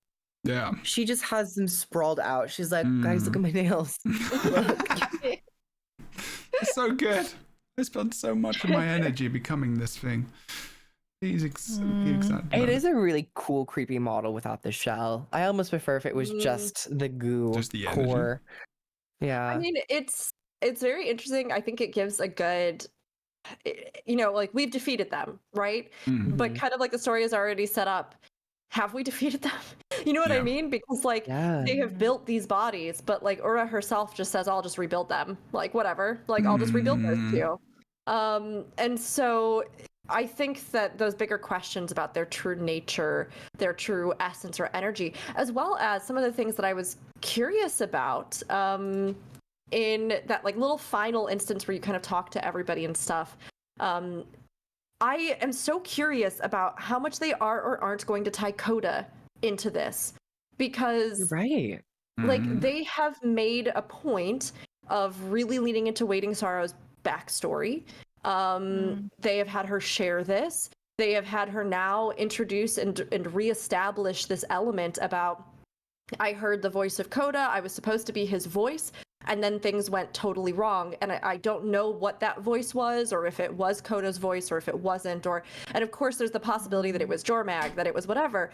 But given all that we know now about the different dimensions, about different entities, about all of these other things, like, was it a Titan? Was it, you know, ancient gods? Was it like what was it? And Coda itself, like with our greater expanded lore, you know, Coda, we have our established canon for what Coda might be or is believed to be by the Bearkin. But is that what Coda is? And did the voice operate as some sort of conduit for something beyond our realm that just ended up being worshipped as Coda? There's a lot of very interesting possibilities with that, and I'm hoping that they make use of the Coden and Waiting Sorrow and this greater story to even greater effect, to not just be like, oh, our lands got attacked by the Titans, but also there is some greater connection between a lot of this that I think could be really interesting to kind of give them even greater stakes in the world. But I liked a lot of the stuff that they put out there in breadcrumbs for us, and those final moments with the characters and their final thoughts I thought were a very good kind of roundup of where they're at and where we leave them at this point in the story, looking ahead to what's forward.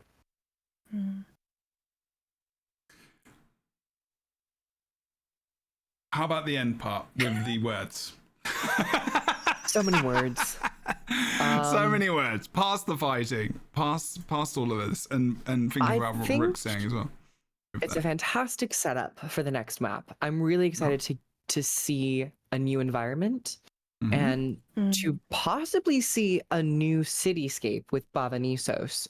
The last city we had that the two that I can really think of would be like Kining City and Tarir, where the maps are really centralized around a cityscape. And every time you talk about Tarir, all I imagine is that clip is that short of you doing the dance of which has got like over 10K views. Oh my god, I loved her so much. So funny. But I feel like Bavanisos, I'm just really excited to see what they envision for Bavanisos, because these are lands we've never been to before, so I don't think we have really any references as to what they're going to look like. If it's going to be small, if it's going to be the entire map, if it's going to be half of the map. Yeah. So for a new map, because we know that there's a new map coming next time, really pumped. And the whole entire commentary about the door being opened and Mabon having died. And we know from the side quests of core Janthier Wilds that the White Mantle who were in Janthier Century have been traveling to Bavanisos now that the curse has been lifted. So we'll probably see more White Mantle stuff and some more doors of, the Foundry of Failed Creations, or like the Door of Kamali, what all it means, and like Abaddon or Realm of Torment, who knows. Mm. I had to play, I'm sorry. We vibe in Interrare. I stay vibing Interrare. No, Serious I'm liquid really gets wet. interested. Sorry. No, it's okay. I'm seriously interested in to see how they interpret an actual Masat city. Because even in the original games, we got a couple of fortifications. Like when you're approaching the Gate of Kamali, you have to basically go through Masat fortifications because they're guarding. They're the guards at the gate, really. And it's crystalline, and it's very much like the first boss in Bastion of the Penitent. It has that kind of vibe. Everything is almost made of all this crystalline stuff. So I would be interested to see kind of this weird alien landscape. I think that I mean, it could be more kind of human-esque Masat ruins, I guess. But I would love to see that alien type of environment that is purely for the Masat, because they didn't say it was a White Mantle place. They said it was a Masat city. So that would be really cool. And I genuinely do. I always when we were introduced to the Seer, the final Seer, and when we were introduced to this kind of multiverse aspect that they have to them, not just with their fractals, but they're kind of the keepers of the guards at the gate of the multiverse, keeping us safe. But it also means that they have the keys to those gates, which means that they could take us to many strange, beautiful, and weird realms that we have never ever been to. So I'm hoping that we get to go to not just the realm of torment, to the furnace, the forge of failed creations, but that there are so many other realms that they could spin up, brand new worlds that the writers, who are just like really knocking it out of the park at the moment, could create for new lore, for new epic adventures that we have in the future. So I'm really hopeful that this open portal leads to the next expansion and something fantastic with motorbikes, obviously. That's World of Warcraft. That's Sirens. Do get your fell cycle, yeah. See, yeah. That's this, yeah. To-do list over the holidays. Yes, that comes out next week, next Tuesday. Ooh. There's so much stuff. Even now, we've come through so many releases of games, and there's still more coming. It's Christmas, and we have holidays, and I get to play the stuff. So happy.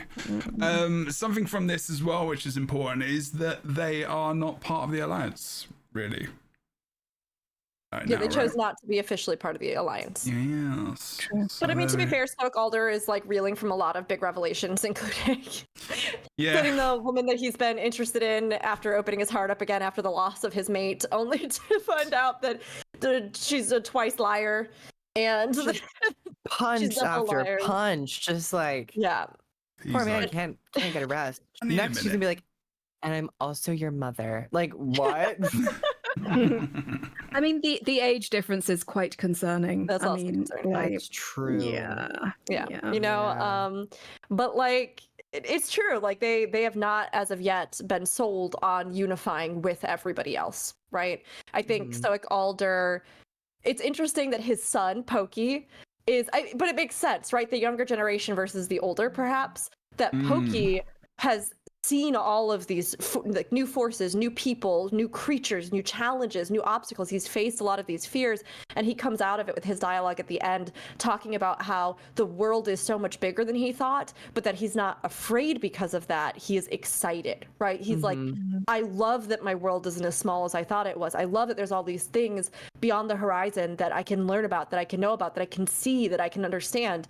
Whereas I feel like his father has tried to remain open in many ways, but as like a lot of this and the stakes and the weight of all of it continues to come down on him, let alone revelations like, yeah, that one right there, that's the voice that abandoned everybody. Like, I think that for him, he reached a certain point where the sheer amount of change in things, while not an outright threat to their people, is something that I don't think he is ready yet to like bring into their people and culture and, solidify in this way, because I feel like there's almost a protective sort of instinct there to want to look out for their own and take care of them and not like shun other people, but like, not want to have to open them up to what that all means for like the greater change or influence that those other forces would have.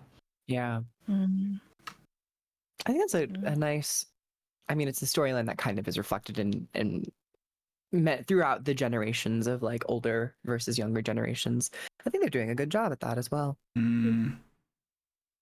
Yeah. Okay. I think it's indicative of also like they've just had massive upheaval in their society. Their society has opened up to a huge amount of new people, that new ideas coming in, and they've just faced a threat which has really severely like decimated their ranks, destroyed some of their settlements. They needed time to recuperate, and forging an alliance would mean that they were basically joining a new standing army, almost being able to be called away from their home as they're trying to rebuild. So the bears are nothing. The bearkin are nothing if they're not practical. Yeah. So I think that we might see them coming in at a later date. But yeah, certainly not. I'm very interested to see where they go with the alliance, because it almost has like it feels like it's going to be a slow burn. So when we brought together the forces of Tyria to face the first dragon, we kind of combined all the three orders, and it feels kind of like we're doing something like that again, maybe building up to a kind of a bigger threat, a bigger enemy kind of looming on a distant horizon. Maybe maybe a bigger expansion. Maybe they'll do three smaller ones and then a big expansion and then three. We don't know what the cyclical nature of the expansions are going to be. So yeah, I'm still hopeful that well, maybe it's all the gods. Into the bin with all of those. It's another 10-year journey. We've got a while. We've got another few expansions, and we're going to be all the gods are going to come back, and they're just going to do God 1, God 2, God 3. Oh my god. We're here. Oh my god. Oh my god. Oh my god. All the odds of gods. Honestly, I'd give my husband's right nut for Abaddon, though. That would be, yes, definitely. Oh god. Wow. Okay. This is very excited. There you go. Sorry. If anyone's interested, go DM me. But yeah. So any of the writers, any purveyors of nuts. Abaddon. Yeah. No, I would be interested if it looped back to the human gods in some kind of way. It's a huge potential, and it's a storyline that a lot of people have been curious about, or that has come to their minds. I think I'm open as well to things that expand the world or are beyond our current understanding of what could be out there. The gods could facilitate that as well, though, right? Considering that they came from beyond this world. So there's a lot of potential, for sure. Where the humans come from. Draenor. Sorry, wrong game. Wrong one. Yeah. Imagine if they just came from there as well, and there was like a big crossover, and like, well, we were devs on Blizzard, and it's been a long plan to just combine both games, because there's Jade in both of them, then there's stuff in both of them, and even mounts. Sorry, that's what they've been doing secretly. You play both games side by Probably. You heard side. it here. And Tinfoil World of hat. Warcraft is getting homesteads, player housing. So I mean, I mean, like, that's true. That's true. hey. Well, World of Warcraft was like, even Guild Wars 2 is doing this. We better do this as well. Like, it's gonna be. I'm excited for that. It's cool. Okay. Everybody's cheating off everybody's homework, and we're all better for it. Keep going, guys. Yeah, seriously, do it. Don't As long as stop. it's good. Yeah, absolutely. Please don't. As long as it's good and it doesn't suck, then cool. But I don't care. Okay, we are going to, I think, end it there. If we're happy with where we are in the world and what's Super going on, happy. because people have been there for a while. I'm super satisfied. You're super satisfied. I love I'm that. happy, but Moving the glasses up and down. Anytime. I'm super Uwu? satisfied. Okay. What was that? Anytime. What was that? Anytime, guys. I was going to say, I'm super happy, but my sofa is available to all my American friends who would like to emigrate for a time. It is here for anyone valid. who needs it. Thank you. No, really Yeah. appreciate that. Is it like we'll let you know. Yeah. Is it like a memory foam or is it like a hay situation? You went Cotton. from memory Really? foam Spring? to hay? I don't know. I'm just There's giving you no the in spectrum. between. You know, the two I'm things just that giving you the sofas are signs. always made out of. It's either memory foam or it's hay. There's nothing Hay. else. Yeah. Hey. Actually, sorry, it's like a self-inflating thing that you just press a button and air. Is that a sofa Yeah. or something else? No, it's like An air it's an air mattress. Sorry. Like, yeah, we got an air mattress. Blow I'm up gonna and blow people up can ride yourself. it? No, what? Sorry. Full disclosure, I have like a reclining thing with it that's mechanical. So yeah, yeah, I do. Ah, Fancy. Yeah. Reclining is fancy for all Bougie of us. bitch right here. I love it. But that doesn't Wow. preclude it being a sofa bed, so we have to have it inflatable. Okay. You know, so- as I've grown up, I have started to really find a lot of pleasure in the simplicities of relaxation and life, and a recliner sounds really nice, actually. Does. Being like able to to just get be a like recliner. swaddled Mhm. by like an entire soft reclining chair, and you just don't have to feel any tension in any of your body. It's like when you It's go to great. the AMC theaters and they have the sit-down bed seats. Yes. Oh my god! Ah. I went in there for one of those for the first time, and I saw a movie which unfortunately is very lackluster, but the chair made up for it. It's Not very gonna nice. lie. That's see, I've sat on a few things that have made up for it too. I will say, by the way, recliners are great until someone rings the Amazing. doorbell, and then you're just like, bzzz, and you are the slowest thing in the world, and then they leave and they take a parcel with you. Yeah, no. So yeah, you could buyer beware, buyer beware. if we don't Okay. stop the show now, we're just going to keep going into Yeah, we gotta end it. a We'll do Bermuda another round of Marvel triangle of Rivals. dick and fart jokes. Rook, download. We already got Fornax to download. Look, I actually Hang am gonna on, hang download on. it. I think so. I will. Wait, can we play? Can we play? Yes. We Yeah, need to schedule. We need to schedule a time Also- to do this. Please don't forget to send your dick pic. You said you would, and we said that we would like it. No! not Please mine. don't say It's that on the not podcast. Please send It's that. not mine. I do not want those. Do not that is send not the image I was gonna those send. on the You stream. said that, and I was like, I don't have one. Do you just want like a random one? Like, it's Google anyone. Well, what like- Fornax just is like talking any about is dick. someone called Richard. It's just a Exactly. picture of someone called Definitely. Richard, and that's That'd be it. really fun if I was named Richard. That would be the go-to joke, and everyone would Yeah. be sick of me. Also, because Fornax is not going to correct this because of her sense of humor, let me just jump in here. Nobody send Fornax a dick pic. Do you hear no. me? We will destroy you. Don't do it. Oh, Zone, No, thank zone, you. do it. that's And please don't send the that's podcast those either. Mm. That would not be fun. Sorry. Carry on. Should we end this? Yes, let's. Oh no! Yes. No, wait. Fornax has not said one thing yet in the last podcast. Potentially, I think this is probably the last one of the year. Oh my gosh. It's not made an appearance today, which I foretold as it would, but it has not been I'm talked so about. sorry. Can you Yeah. can you come up with a line to end our last show Oh. before we do an outro? Well, I'm going to Okay, say so- something else, but Here's hoping that the dildo of consequence comes lubed for everybody this Christmas. Perfect. Oh, I cannot wait. Happy I'm gonna holidays. have a really, really You guys Holly can jolly check the chat Christmas. now as to what I sent. Which reminded me of Ooh. this. Happy Okay. holidays. from Do not the- post. Okay, Jabro, do not. You don't do it. You don't do it. Sorry, everybody. You're just gonna have to imagine what we are beholding right now, Jesus but it is Christ. good and dirty. That's what I wanted to send, and I completely forgot. Oh, That's that been was in the my phone for perfect like. timing. Yeah. That was the- That's been in my phone for like Yeah, 5 flawless. months. That's definitely a one and done. Yep. That is humongous. A force to be reckoned with, the DOC. Yeah. Oh, Jesus. The DOC. It sounds DOC. so That professional. is- It's like a government agency. Yeah, it is. It I is love a that. government agency. It might We're as all well over be. this one. Because, That you should know, be the wait. official dildo of District of- consequence District of for the Columbia. cast. Yeah. it comes with many I'm so sorry. consequences. Yeah. Okay. It comes pretty Cool. hard. So we did it then, right? We really did. Good. All done. We're Yes. done. Yes. Great. Great. Done. Excellent. Thank you for waiting, Definitely everyone. done. We're only an hour and a half late today. It's okay.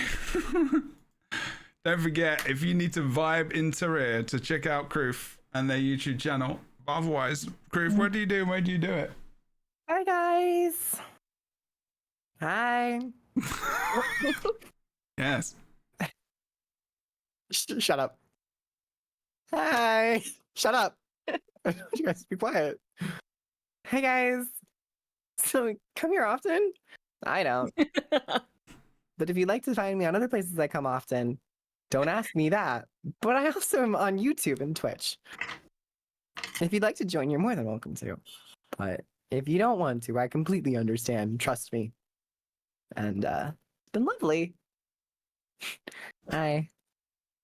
Can we talk now? Yeah. Your Please turn, talk Rick. now. Your turn. Yeah. What hey, do what's you up? do? If you want to see where I come? Whoa! Whoa. You wouldn't hear me talking about such filth. That's literally what Kroof just set up. We Mine- expect mine- this kind of thing from Kroof. That was right? Kroof. You Mine should was expect this masterfully kind of thing from me. innuendic. Oh God. Yeah, okay. right. Hidden meanings right. behind Kroo's Listen. language. Some of us aren't on as the deck. talented as Yeah. Kroof. Some of us aren't as loquacious as I Kroof. wonder All right. what Kroof is talking Gracious. about today. You can find me on my channels where it's family adjacent and I can't say family Wow. friendly, but typically family adjacent. I promise, despite the Is filth there a you hear secret spewed on door this to the podcast. adjacentness? Because it's pretty far away. Sorry. I play MMORPGs over on twitch.tv Rookery. That's ROOKURI. Sometimes I play other RPGs because I just love the whole genre. But you can also find me on this podcast. You can find me on Aetherite Radio for Final Fantasy XIV, and you can find me on a bunch of different on YouTube as well, as Rookery, and a bunch of different things, casting, hosting, and doing events for games that we love. We've been doing a lot more of those recently, though I should be, fingers crossed, as far as I know, knock on wood, back for a bit here before things kick off really for next year and the seasons to come. So yeah, I'll be on my own channel for a bit, but keep an eye out for anything else that pops up elsewhere. Amazing. Thank you, Rookery. For next last, but certainly not least, the bringer of the DOC, the retainer of the law, and deliverer Returner of... the lubricant. What? Yeah. Wait, what? Nothing. I didn't say anything. Okay. Say more. Okay, Say more. sorry. Say more. This Say is more. weird. This is a weird ending today for all of us. So Let's be honest. thank Is you it- so much is it for like- inviting me Ever on. different? I feel like it's always like We this. True, haven't true, been true. together for 3 months. We needed it. We're We needed this. rekindling Yeah. this experience. We needed this. Yeah. Aw, I really have missed you guys. I love Same. talking to you. I know. Yeah. And everyone in chat as well. Thank you for Even sticking with Boots. us and putting up with our weird jokes. Yeah. Even Boots, everyone. But so. Make sure it's there. though. Oh, I know. But Yeah. feel better, hon. Feel better. Feel better and check Uh, out Boots, World of Enders, all that good stuff. Oh yeah. Yeah, absolutely. He does the best adventure guides for the game ever, and he's done all of them. They're absolutely amazing. Yeah. You should check them out. And he's got bragging rights because he's friends with Wooden Potatoes, and he doesn't talk to me. Okay, so that's the truth. Anyway, so I'm Fornex, the Crichton Herald. Please do check out my content over on YouTube. I'm on Blue Sky. I'm on Shutter. And yeah, please do. Don't Please go do. there. Ignore that shit. Get off there. Yeah. Go to Blue Sky. Yeah, Everyone. that's cool. But Don't Guild Wars 2 support is the still on there, right-wing so I have to be twats there. from Ellen. Arsehole. Yeah. Sorry. And do in this difficult time, love each other. Yes. Lean into your hobbies. Have fun. Remember, they can't fucking take that away from you. Yeah. So have a wonderful Christmas, holidays, whatever you guys are doing over this period of time. Love you all. Merry Christmas.